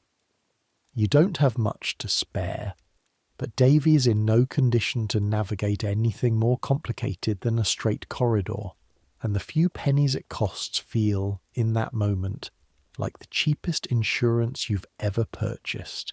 The boy sets off at a brisk pace, and you follow, one hand on Davy's elbow to steady him. The torchlight pushing back the darkness just far enough to show the worst of the mud and the occasional shape of a doorway, shadows shifting and lengthening with every flicker of the flame in a way that makes your skin prickle despite yourself. Some old animal part of your brain insisting that anything could be hiding in those shadows, and you'd have no way of knowing until it was already too late. "Mind the gutter there," the link boy says without slowing, clearly having walked this exact route more times than he could count. "And don't go looking at every shape you see moving. Half of what moves out here is just dogs and rats, and the half that isn't you don't want to be looking too hard at anyway. Just walk." You take his advice. You keep your eyes mostly on the small pool of orange light at your feet, on Davy's unsteady steps beside you, and you try very hard not to think too closely about the sounds that occasionally drift out of darker side alleys as you pass them. A low murmur of voices, once a sharp, short laugh that doesn't sound entirely friendly, once what might be a cat fighting or might, you genuinely cannot tell, be something considerably less innocent. Halfway back, the link boy's pace quickens slightly, almost imperceptibly, and you notice, because you've started paying close attention to every small change in his manner, that he's glanced back over his shoulder twice in the space of a minute. "Footsteps," he says quietly, not stopping, not running either, just walking a little faster than before. Don't look back. Walk faster, but don't run. Running's what makes them decide it's worth chasing. Your heart starts hammering immediately, the same way it hammered the night of the chimney fire, that same instant flood of fear arriving well before your conscious mind has finished processing the reason for it. You walk faster. Davy, even in his ale-soaked state, seems to sense something in your grip on his arm and picks up his own pace without needing to be told why. The footsteps behind you keep pace for a stretch that feels, in the moment, considerably longer than it probably actually is, the orange torchlight throwing your own shadows long and wavering on the mud ahead of you, your breath coming fast and shallow in the cold air. Then, ahead, a welcome sound. Voices, several of them, laughing, the unmistakable noise of a group of people spilling out of some other tavern further along the lane, numerous enough that whoever has been following you apparently decides the arithmetic isn't worth it. The footsteps behind you fading and finally vanishing altogether somewhere in the dark. They usually give it up once there's a crowd about, the link boy says, his voice steadier than you feel, though you notice, glancing at him in the torchlight, that his hands aren't quite as steady as his voice. Happens most nights one way or another. You get used to it. You're not sure you ever want to get used to it exactly, but you understand by the time he finally delivers you both safely to the corner, nearest Downing Street, and you press an extra coin into his hand out of sheer gratitude, that this particular fear is simply part of the bargain this city offers anyone who wants to spend an evening somewhere other than their own narrow garret room. A few hours of warmth and company and ale, purchased at the cost of a dark walk home through streets that never quite stop being dangerous, no matter how many times you've safely walked them before. There's another dinner worth telling about, a few weeks after the chimney fire, when the gallery has only just been repaired and the smell of fresh plaster still lingers faintly under everything else, and the guests that evening include men whose names you've heard often enough in the kitchen's gossip to recognise even without being told. You're in your usual place in the service passage, taking dishes from Peg and passing them through to the senior footman at the door, and the gap in the door lets through, as it always does, more of the conversation than anyone upstairs probably realises. Tonight the talk turns, partway through the second course, to the Queen, not the King, interestingly, but Her Majesty, Queen Caroline, whose good opinion, you gather from the careful way the men discuss her, matters to Mr. Walpole's position in ways that aren't always obvious from outside. Her Majesty understands the figures better than half the men in the Commons, one guest says, his voice carrying a note of genuine respect that surprises you. Given how little respect, as far as you've observed, these men generally extend to anyone outside their own circle. Walpole's the better for having her ear, always has been. There's a murmur of agreement, and then Mr. Walpole's own voice, lower and more careful than his usual confident drawl, observing that a minister who loses the Queen's confidence rarely keeps the King's for long, regardless of how cleverly he manages the Commons, and that he personally has no intention of testing that particular arrangement. You don't fully understand the mechanics of it. The careful triangular balance between King and Queen and First Minister that apparently keeps the whole government functioning. But you understand enough, standing in your draughty passage with a dish of something rich and uneaten growing cold in your hands, to recognise that even the most powerful man you've ever stood near depends in turn on someone else's good opinion, the same way Mr. Pargeter depends on Mr. Heath's good opinion, the same way you yourself depend on Mrs. Cobbett's. Power, you're beginning to understand, isn't a single thing sitting at the top of a clean ladder. It's more like the house itself. 3 old structures joined awkwardly together, each one supporting the others in ways that aren't always visible from any single room. All of it somehow holding together despite flaws that don't quite line up, and walls that were never meant to share a single roof. Later that same evening, after the guests have gone and the candles have been gathered up for reuse, Mr. Pargeter catches you lingering a moment too long by the pantry shelves, examining the row of bottles there with the particular curiosity you've developed over months of watching him work. You want to know what's in them, he says, not quite a question. Setting down the ledger he'd been checking, you admit that you do, and rather than the dismissal you half expect, he beckons you closer and begins, with the slow patience of a man who genuinely enjoys his own expertise being noticed, to explain the differences between the wines in his care, which comes from where, which suits which course, why the heavier reds need to breathe before serving and the lighter ones don't, why a wine that's travelled badly in a rough sea crossing tastes subtly different from one that's had a calmer voyage, a fact you find almost impossible to believe until he lets you taste. Carefully, a thimbleful of 2 different bottles side by side, and asks you to describe the difference yourself. You fumble through an answer, embarrassed, certain you're getting it entirely wrong, but Mr. Pargeter nods slowly and tells you that you're not far off at all, that most people never bother to actually taste carefully enough to notice anything, and that noticing things carefully is, in the end, most of what separates a good servant from merely an adequate one. It's a small lesson, costing him nothing more than 10 minutes of an evening, and a thimbleful of wine he'd have poured away regardless. But you carry it with you afterward the way you've started carrying most small lessons this house hands you, turning it over, adding it to the slowly growing collection of things you now know that you didn't know 8 months ago. How to read a man's mood from the set of his shoulders before he's said a word. How to taste a wine's quality rather than merely its sweetness. How to bank a fire so it survives the night without throwing a single dangerous spark.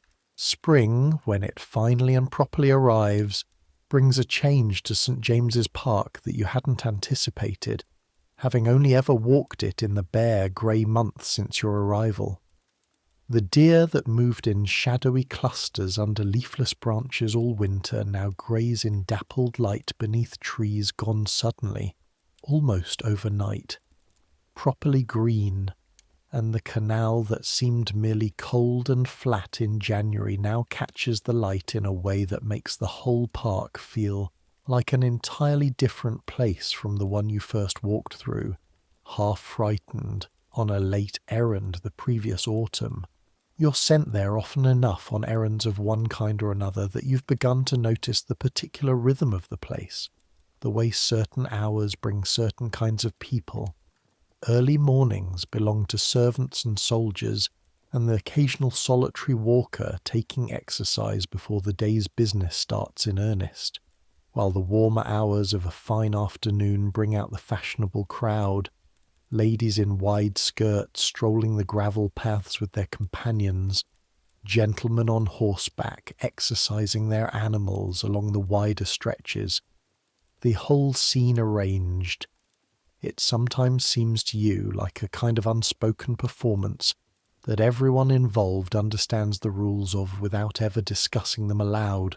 One particular afternoon in early May, sent to deliver a note to a house near the park's far side and told, once again, not to hurry back, you find yourself simply sitting on a low wall near the canal for the better part of half an hour, watching a pair of swans glide across the water with a kind of unhurried grace that makes everything else in this city, the carts, the crowds, the constant shouting, feel briefly, blessedly distant.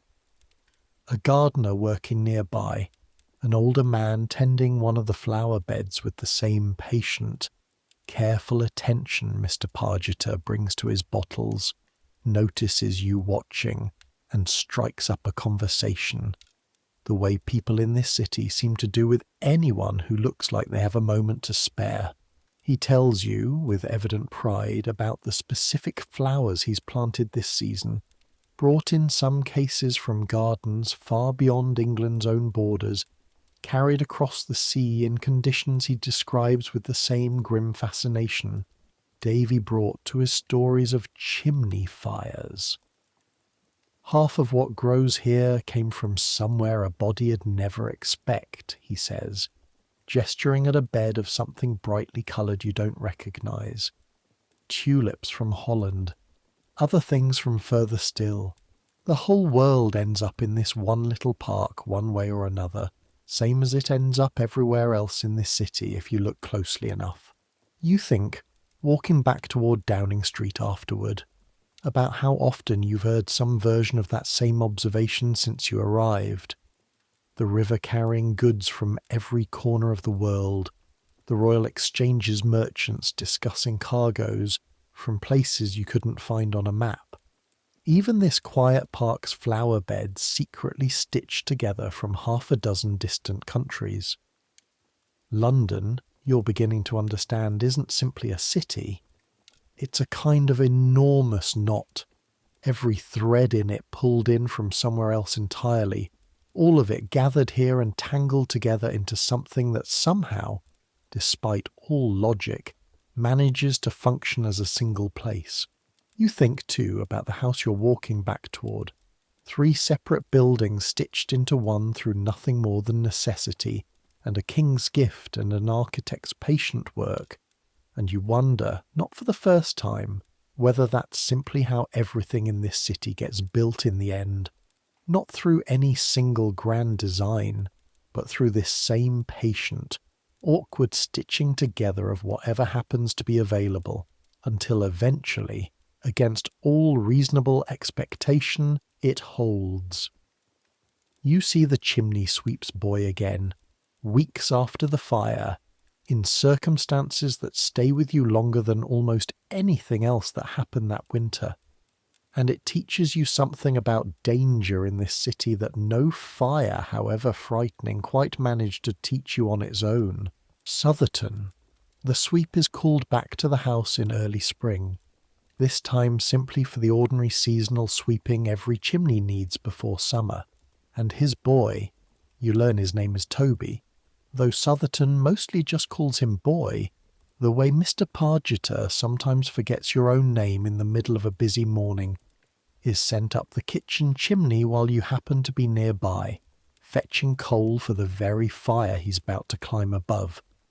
You watch him strip off his outer shirt despite the cold, down to a thin undershirt already worn through at both elbows, his bare arms and knees already scarred in places with old burns and scrapes from countless previous climbs, and you watch him fold himself, with a flexibility that seems almost unnatural, into a flue that looks, from where you're standing, barely wide enough for a grown cat to manage, let alone a boy of perhaps 10 years old.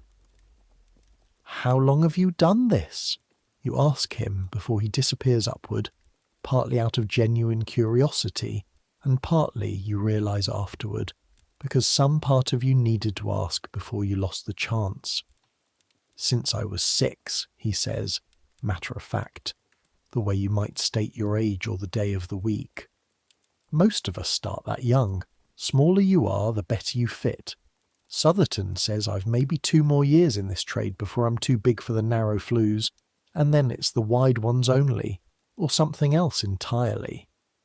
He says all this without any apparent self-pity, the way you've noticed most people in this city discuss their own hardships, a kind of flat practicality that you suspect is its own form of survival, a refusal to dwell on the unfairness of things that cannot in any case be changed by dwelling on them. He climbs. You watch his bare feet vanish up into the blackness of the flue. Hear his muffled voice calling down occasional instructions to Southerton about the bends and angles he's navigating. The scrape and shuffle of his small body working its way up through a space that, on the night of the fire, you watched fill entirely with roaring flame. You think, standing there with your bucket of fresh coal, about how this child spends nearly every working day of his life climbing through the exact narrow darkness that nearly burned this house down around all of you, breathing soot thick enough that you can see, when he finally emerges 20 minutes later, that it has worked its way into every crease of his skin, every fold of his ears, ground so deeply into his hands that no amount of scrubbing, you suspect, properly removes it anymore. Lungs go bad, eventually, Southerton says to you afterward, with the same flat practicality his boy uses, packing his brushes away while Toby coughs into his fist, a deep, wet sound that makes something tighten uncomfortably in your own chest just to hear it. Most climbing boys don't see 30, not in this trade, but there's worse ways to earn a living, and fewer of them pay as steady as sweeping. You don't know what to say to that, and you don't think Southerton particularly expects you to say anything at all. He simply gathers his gear, gives Toby a coin and a clip round the ear in roughly equal measure, and moves on to the next house on his rounds, the boy trailing behind him, blackened and silent, already moving toward whatever chimney waits for him next. You think about Toby often in the weeks that follow, more than you'd have expected comparing his daily danger against your own. Your hauled water, your aching hands, your single dropped coal on a dark staircase, and finding, uncomfortably, that your own hardships, real as they feel to you, sit nowhere near as heavy as his. It's the first time since you arrived in this city that you've properly understood just how wide the gap can run between one kind of hard life and another, both of you servants in your own way, both of you climbing towards something neither of you can yet name, but one of you risking considerably more than the other for considerably less in return.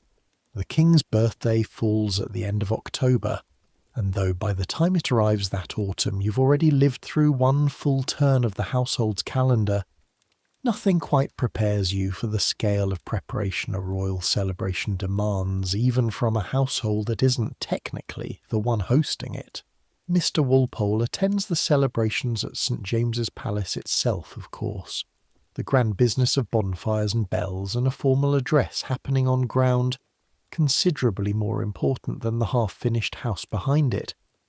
But the household at Downing Street is expected regardless to mark the occasion properly. Extra candles ordered, the good silver brought out for a smaller celebratory dinner of Mr. Walpole's own closest associates, held the same evening, and you and every other servant in the house given strict instructions about appearance and conduct that make even Mr. Pargiter's usual standards look relaxed by comparison. That evening, once your own duties in the service passage are done, Davy convinces you to slip out for 20 minutes to watch the fireworks from the edge of the park, the better display happening properly over the palace itself but visible in flashes and echoes, even from the street outside Downing Street's own door.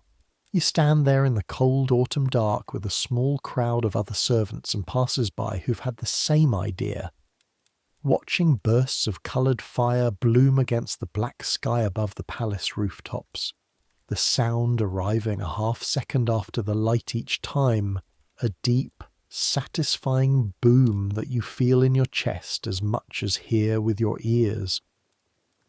Someone nearby gasps at a particularly elaborate burst, a great cascading shower of gold that hangs in the air for what feels like an impossibly long moment before finally fading, and you find yourself gasping along with them, despite having told yourself, walking out, that you were far too sensible and far too tired to be impressed by fireworks. Every year, Davy says beside you, his face lit gold and then dark and then gold again with each new burst, and every year I tell myself I won't bother going to watch, and every year I end up standing right here anyway. You understand the impulse completely. There is something about a display this deliberately expensively beautiful, gunpowder and skill arranged purely for the pleasure of being looked at, with no practical purpose whatsoever beyond wonder, that feels like a strange, brief holiday from everything ordinary about your daily life. The buckets and fires and aching hands all forgotten for these few minutes in favour of simply standing in the cold dark and watching the sky do something extraordinary. The bells of half the city's churches are ringing too, layered over the booms of the fireworks and the cheering of the crowds, a vast tangled noise of celebration that you can feel, standing at the edge of it, belongs to something larger than yourself, larger even than the household you serve. A whole kingdom marking, however, performatively, the continued health and reign of the man whose face appears on every coin that's ever passed through your own chapped hands. You think, walking back toward the house once the display finally ends and the crowd begins to disperse, about how strange it is that you've spent this entire evening standing close enough to genuine, enormous power. A king's birthday, a first minister's private dinner, fireworks paid for out of funds you can't begin to imagine the scale of, and yet none of it, in the end, changed anything at all about your own evening's duties. You still have trays to clear, fires to check, a garret bed waiting at the top of dark stairs. The kingdom celebrates, and somewhere beneath all that celebration, the same ordinary hands keep doing the same ordinary work that keeps any of it running at all. Letters home are their own particular kind of labour, harder in some ways than hauling water, because water at least never asks you to find words for things you don't fully understand yourself. You write to your mother once every 6 weeks or so, on paper bought with your own scant pennies from the stationer near Charing Cross, and the writing itself doesn't come easily to you. Your letters at the village school back home were basic enough, a few years of a tired schoolmaster's patience stretched thin across 40 children, and you've had to relearn and sharpen the skill almost from scratch these past months, mostly by watching Mr. Pargeter's careful hand in his ledgers and asking him, on slow evenings, to correct your worst mistakes. He does this without complaint, more patiently than you'd have guessed from his usual brisk manner, sitting beside you at the pantry table with a stub of candle between you, pointing out where your letters have run together illegibly, or where you've spelled a word the way it sounds rather than the way it's properly written. A servant who can write a clear hand is worth keeping, he tells you once by way of explaining why he bothers. A butler needs a clerk's skills as much as a steward's. You'd do well to learn both while you've a patient teacher willing to show you. You take the lesson seriously, partly because you suspect he's right about its usefulness, and partly because the hour spent at that pantry table, candlelight flickering over careful rows of letters, has become one of the small genuine pleasures of your week, a stretch of quiet that asks nothing more demanding of you than getting a single word right. What you actually write home, though, is harder than the mechanics of writing itself. You tell your mother about the fire, eventually, weeks after it happened, once enough time has passed that the telling feels safe rather than frightening, and you choose your words carefully, downplaying the danger, emphasizing instead how well everyone managed it, how Mr. Walpole himself praised your quick thinking. You don't mention the dropped coal on the back stairs at all. You don't mention Hewitt's shoulder, or Toby's wet cough, or the footsteps that followed you and Davy through the dark one night, and then mercifully faded. You tell her you're well fed, which is true, and that you're learning a great deal, which is also true, and you let those two truths stand in for everything else. You can't quite find the words or the courage to put down on paper. Her replies come slower than you'd like, carried by whoever happens to be travelling between London and your village with room in their bags for a folded letter, and when they arrive you read them sitting on the edge of your straw mattress by whatever light is left in the evening. Her handwriting, plainer than yours, has become but every bit as careful, full of small news from home.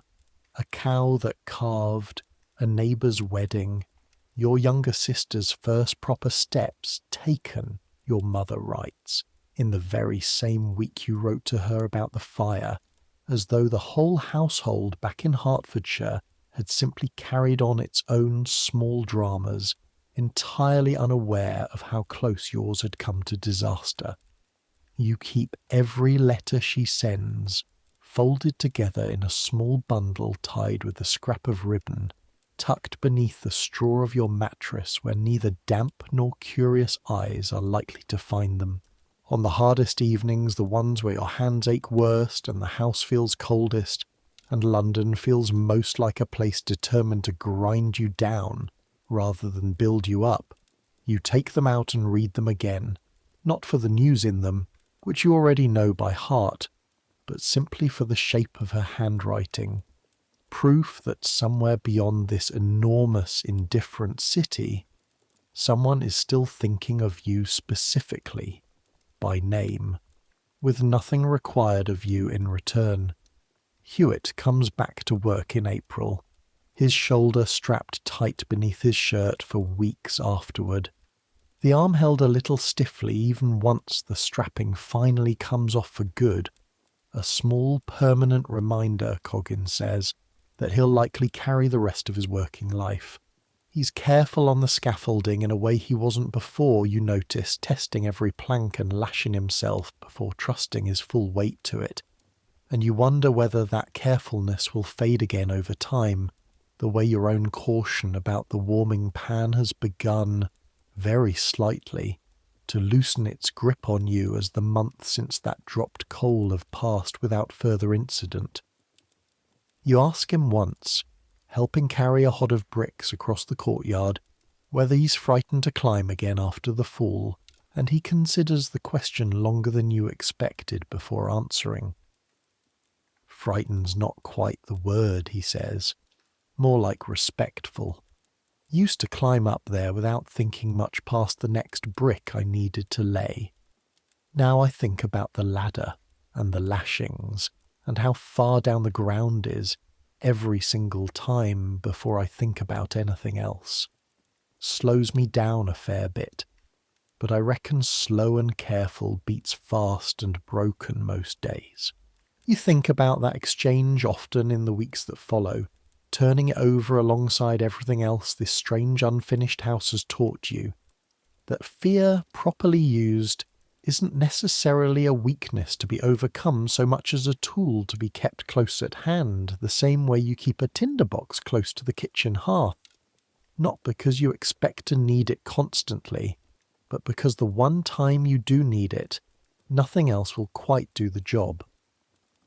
By midsummer, the house has settled into a rhythm that feels, for the first time since your arrival, genuinely stable. The workmen finally finished with the bulk of their joining together work, the gallery long since repaired and freshly plastered, every chimney swept twice now since the fire and inspected with a thoroughness that would have seemed excessive a year ago, and now feels simply, obviously sensible. Robin has stopped being the nervous new boy and started in small ways, teaching some of what he's learned to an even newer arrival, a quiet girl named Annie taken on to help Peg in the scullery, and you watch the whole cycle repeat itself, the way it apparently always will in a household this size, each new arrival slowly absorbing the same hard-won knowledge the last one learned, until eventually they're the ones doing the teaching themselves. You catch sight of your own reflection one evening dimly in the dark glass of an unlit window, and you're struck for a moment by how different you look from the boy who climbed off a cart from Hertfordshire just over a year ago, broader through the shoulders from months of hauling water, your face weathered very slightly by a year spent mostly outdoors on errands in every kind of weather, your hands permanently marked now with the small scars and calluses that come from honest physical work done every single day without much let-up. Your mother, you suspect, would notice the change immediately, the way mothers always seem to notice exactly the things their children hope might go unremarked. You wonder, not for the first time, what she'd make of all of it if she could see it properly. Not just the words in your careful letters, but the whole shape of the life those words only partially describe. Mr. Walpole's gout worsens again that summer, badly enough that he's confined to his rooms for the better part of a week, and the household around him adjusts itself the way it always does to its master's troubles, quietly, efficiently, without anyone above stairs ever needing to discuss the adjustment aloud. You carry his trays up more often that week than usual. The footman who normally manages the duty pulled away to other tasks, and each time you find him a little greyer in the face than the last. His bandaged foot propped on its stool, papers spread across the counterpane regardless of how unwell he feels, because apparently a kingdom does not pause its business simply because the man running half of it has a swollen foot. "You again," he says, on the third morning, recognizing you now without needing to ask your name. And there's something almost like relief in his voice, the particular relief of a man confined to bed who's grateful for any face that isn't a physician's. "Tell me something that isn't about the price of corn or the temper of the commons, Wren. I've had quite enough of both this week." You're caught off guard by the request, and you fumble for a moment before settling, almost without deciding to, on the frozen Thames, the gingerbread stalls, Robin's spectacular and repeated failures to stay upright on the ice. He listens with what looks like genuine attention, asks a question or two, whether the ice truly held a printing press, whether you tried the chestnuts yourself, and laughs. Once, a short, surprised bark of a sound at something in your description of Robin's third fall, the kind of laugh that seems to cost him something given how careful his movements have become around his bad foot. "There," he says afterward, settling back against his pillows. "That's worth more to me this morning than the whole of yesterday's dispatches. Off you go before Mrs. Selwyn comes looking for that tray. You leave the room feeling oddly light, turning the exchange over the same way you turned over his 2 words after the fire. Good lad. Collecting these small moments the way you've started collecting most things this strange house hands you. Evidence, slowly accumulating, that the enormous distance between a 15-year-old water boy from Hertfordshire and the King's First Minister isn't quite as absolute as it looked on the day you first carried his breakfast tray up uneven stairs with your arm shaking and your heart hammering far harder than the errand warranted. It occurs to you, walking back down toward the kitchen, that you've learned something this year you couldn't have learned any other way, something no letter from home and no village schoolmaster could ever have properly taught you. That great men are in the small private hours when nobody important is watching simply men. Tired, in pain, grateful for a story about a boy falling on ice. Mr. Walpole carries the weight of the entire kingdom's business on his shoulders, the way you carry buckets, and like you, he occasionally needs to set that weight down for 5 minutes and simply listen to something that isn't corn prices or the commons' temper. You think, too, about how strange it is that this particular kind of knowledge, the kind that comes from emptying chamber pots and carrying breakfast trays and standing unnoticed in service passages, is a knowledge that the grand visitors who dine in that gallery each week, the merchants at the exchange, the lords in their sedan chairs, will likely never possess.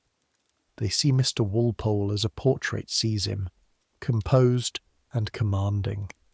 You've seen him grey-faced and laughing at a story about a boy falling on river ice.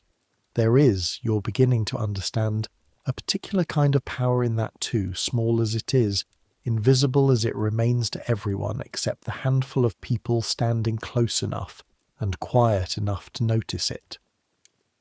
By the time autumn comes round again, a full year now since you first stepped off a carrier's cart at the edge of Westminster, with nothing but a borrowed letter and a single spare shirt to your name, you find yourself, on quiet evenings, doing something you never expected to do this soon, comparing the boy you were against the one you've become, and finding the comparison less frightening than you'd have guessed it would be. The house itself has changed too in the year you've watched it. The scaffolding has finally come down from the last stretches of brickwork. The smell of fresh plaster and sawdust that seemed to fill every corridor when you first arrived has faded, replaced by the more ordinary smells of a house properly lived in. Wood smoke and beeswax polish, and faintly still, the lingering ghost of scorched soot in the long gallery that no amount of scrubbing has quite managed to erase entirely from the air, though you suspect by now that you're the only one in the household still able to detect it at all, having spent enough hour of that particular night breathing it in that your nose learned its exact signature better than anyone else's. You think some evenings about all the separate small dangers this past year has handed you, one after another, none of them on their own large enough to be the kind of story the ballad sellers print up for a penny outside Tyburn. No public execution, no dramatic robbery, nothing that would draw a crowd, just a chimney that nearly took the gallery with it, a scaffolding lash that nearly took Hewitt's life along with his shoulder, a single dropped coal that very nearly, in the quiet privacy of an ordinary Tuesday evening, became the second fire this house never quite had. A boy your own age climbing through narrow black flues for pennies, his lungs slowly filling with the same soot that nearly burned you all alive. It strikes you that this is perhaps simply what danger looks like in a city this size, this old, this hastily and ambitiously and imperfectly built. Not one single dramatic catastrophe waiting at the end of a long narrative arc, but dozens of smaller ones scattered through every ordinary week, each one survivable on its own, each one only as frightening as the moment it's actually happening, and forgotten, mostly, by everyone except the people who happened to be standing closest when it nearly wasn't survivable at all. You are, you realize, one of those people now. Someone who has stood close enough to several different kinds of disaster to understand, properly, in your own body rather than merely in stories told second-hand, exactly how thin the line runs between an ordinary evening and a catastrophe. It has not made you fearful exactly, though there are nights still when you wake at some small unfamiliar sound, heart hammering, before your mind catches up and tells you it was only the house settling, only Robin turning over in his sleep, only the wind finding some new gap the builders never quite sealed. It has made you, instead, something closer to what Hewitt described after his own fall. Not frightened, but respectful. Careful with warming pans and chimney fires and scaffolding lashings in a way the boy who arrived a year ago never thought to be, because that boy hadn't yet learned, the hard way, exactly what those small carelessnesses can cost. There's one more evening worth telling, close to the anniversary of your arrival, that brings most of these threads together in a way you didn't expect when it began as nothing more than an ordinary Tuesday. Mr. Pargeter asks you, almost in passing, to help him take a full inventory of the wine cellar before the autumn's heavier entertaining season begins. The kind of task that would have terrified you a year ago. All those bottles, all that careful counting, the responsibility of getting every figure exactly right for a man who notices everything.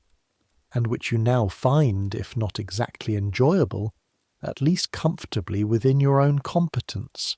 You count and recount, candle in one hand and chalk and slate in the other, the cellar's particular cold settling into your bones in a way that no longer surprises you, because you've learned this past year that every part of this house has its own specific cold, its own specific smell, its own specific danger and comfort in roughly equal measure.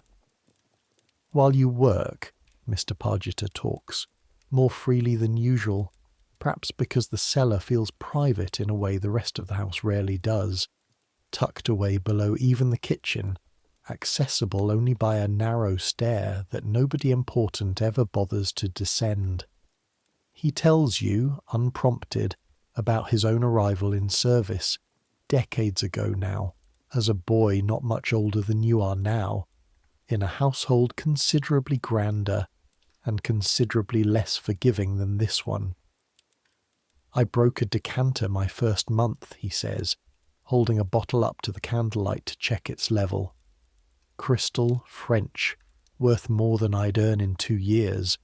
I thought I'd be turned out that same hour.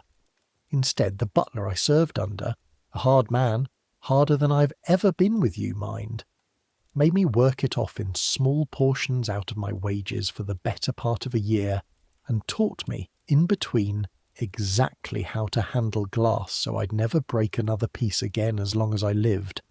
I never have. You ask him because the question has been sitting in you for months without quite finding its moment, whether he ever regrets the path his life has taken. Service, decanting, the careful, repetitive precision of a trade most of the grand guests upstairs never think twice about. He considers it longer than you expect, setting the bottle down carefully before answering. Regret's a luxury for men with better choices than I had, he says, not bitterly, simply stating it the way he might state a fact about a wine's vintage.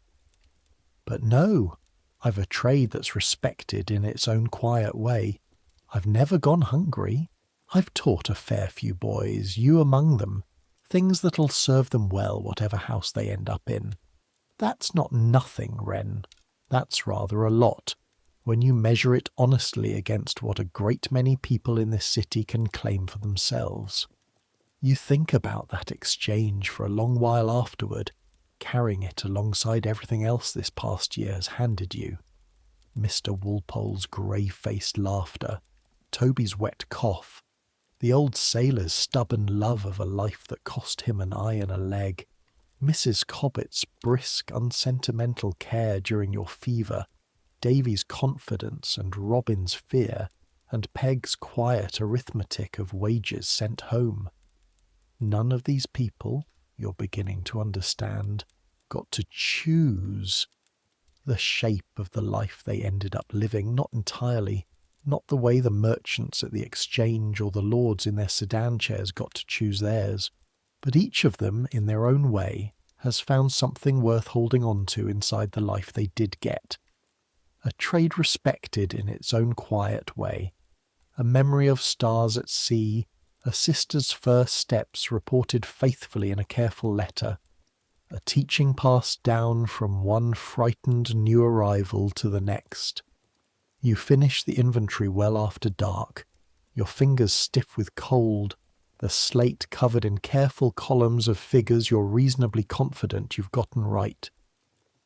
Mr. Pargeter checks your work, nods once, and tells you, in the closest he ever comes to open praise, that you've a good head for this kind of careful counting, better than most boys your age manage, and that you should be glad of it, because a good head for figures will serve you well whatever you end up doing with your life, in this house or any other. You carry the compliment up the narrow cellar stairs along with the last of the candles, and you think, climbing toward the kitchen's warmth, that this is perhaps the truest measure of how far this past year has carried you. Not the fire you helped fight, not the King's First Minister's 2 words of approval, but this quieter thing, a respected man's honest assessment that you've become, in the space of 12 months, someone genuinely good at something. Not a grand something. Not a something that will ever appear in any history written about this house, this street, this strange half-finished building stitched together from 3 older ones that never quite agreed to share a single roof, but a real something. All the same, yours, earned hour by hour, bucket by bucket, careful column of figures by careful column of figures, the same patient way this whole impossible city seems to build everything worth having. The anniversary itself, when it actually arrives, passes almost without your noticing, the way important dates so often do when you're busy living through ordinary ones. You realise only afterward, doing sums in your head one evening while banking the kitchen fire for the night, that it's been a full year and 3 days since you first felt your hand find that same wall in the dark, the same plaster cold and faintly damp under your fingers, the same layered smell of ash and tallow and wet wool reaching you before your eyes had properly adjusted to anything at all. You stand there a moment with the poker still in your hand, the fire banked low and safe behind its guard, and you let yourself, just for a minute, feel the strange weight of that whole year settling onto your shoulders all at once. Every bucket hauled, every tray carried up uneven stairs, every small fright survived, and every small kindness collected and folded away, alongside your mother's letters beneath the straw of your mattress. You're not the same boy who arrived here. You knew that already, in pieces, but standing in this exact spot, on this exact anniversary, the knowledge arrives whole and entire in a way it hasn't quite managed to before. You know this house's hidden logic now, its uneven floors and its dangerous chimneys, the precise sound a door makes when it's about to bang shut on its own, and the precise weight of a full bucket on the 3rd trip versus the 6th. You know which of London's dangers can kill you quickly, and which simply grind you down by degrees, and you've learned, the hard way, exactly how much vigilance each one demands in return for letting you survive it. You think, banking the last of the embers, about Toby somewhere out there climbing some other house's flue this very evening, and Hewitt easing his stiff shoulder before sleep, and Mr. Walpole somewhere 2 floors above you reading dispatches by candlelight despite his aching foot, and your mother back in Hertfordshire reading, perhaps, your latest careful letter by her own small fire, your sister's first unsteady steps long since become a confident ordinary walk you'll have to be told about rather than witness yourself. All of you scattered across this enormous, indifferent, intricate city and beyond it, each one carrying your own particular weight through your own particular evening. None of you quite able to see how closely your separate threads are woven together until you stop, as you've stopped now, poker in hand, fire banked safe, and simply notice the whole pattern for a moment before letting it dissolve back into the ordinary business of getting through one more night. Tonight, though, none of that matters yet. Tonight is simply an ordinary evening. Supper finished, the fires banked low and safe the way you've learned to bank them, the house settling into its strange tangled quiet around you. You climb the back stairs to the garret in the dark, your feet finding their way by memory now, skipping the step that creaks without even thinking about it. Robin is already curled up on his side of the straw mattress, breathing slow and even.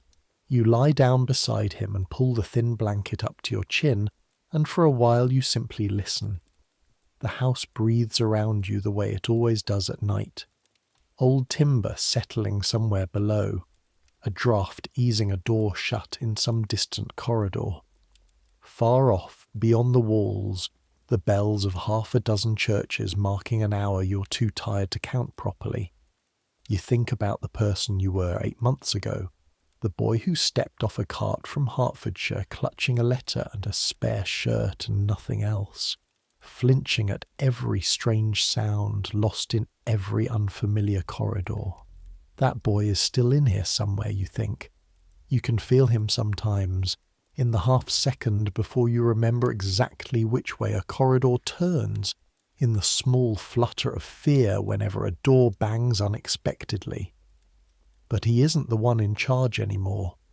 The one in charge now knows how to lay a fire in the dark without thinking about each separate step, knows which floorboards dip and which stairs creak, knows the weight of a full bucket and the particular ache it leaves in your shoulders by the third trip, knows what it sounds like when a chimney catches fire deep in the night, and what it feels like to run toward danger rather than away from it, because running toward it was the only thing that would save the house you'd come to think of, almost without noticing, as somewhere closer to home than you'd expected London ever to feel. You are warm enough, fed enough, safe enough tonight, in this attic room, in this strange unfinished house stitched together from 3 older houses that never quite agreed to be one. That's more than plenty of people in this city can say tonight. That's enough.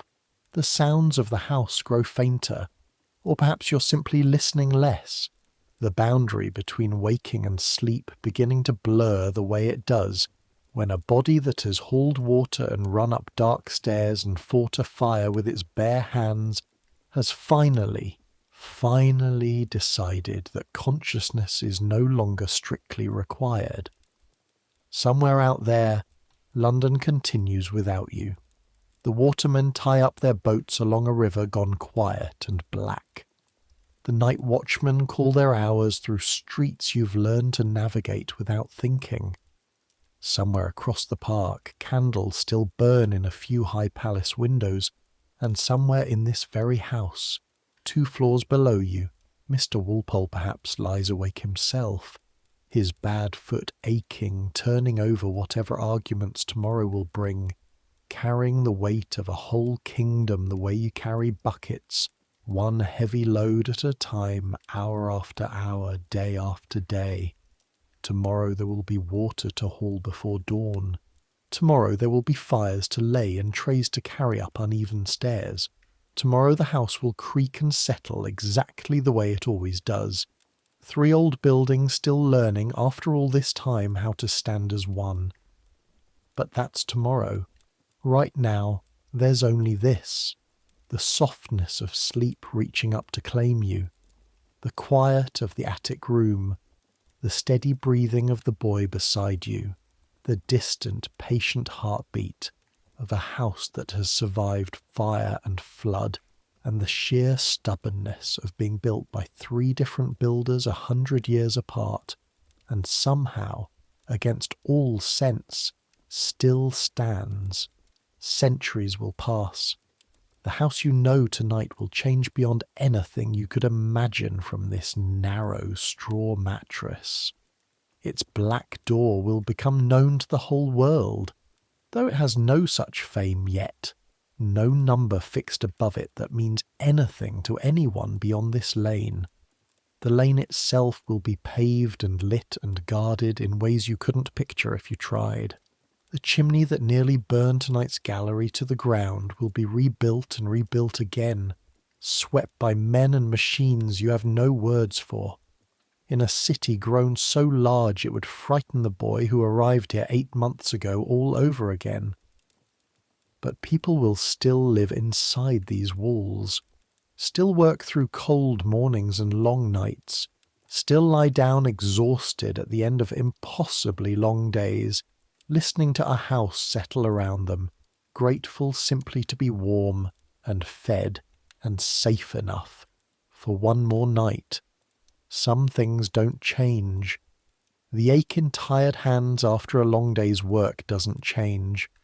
The relief of a banked fire glowing safe and low instead of roaring loose through a chimney doesn't change. The particular quiet pride of being told by someone who mattered that you did well, that doesn't change either, not across any number of centuries. So let it come. Let sleep take you the way it took Thomas Wren in his attic room above a half-finished house on a lane behind a park, nearly 300 years before you were ever born. Let the house fade. Let the bells go quiet. Let your thoughts slow and soften and finally stop. You've earned this rest. Take it. Good night.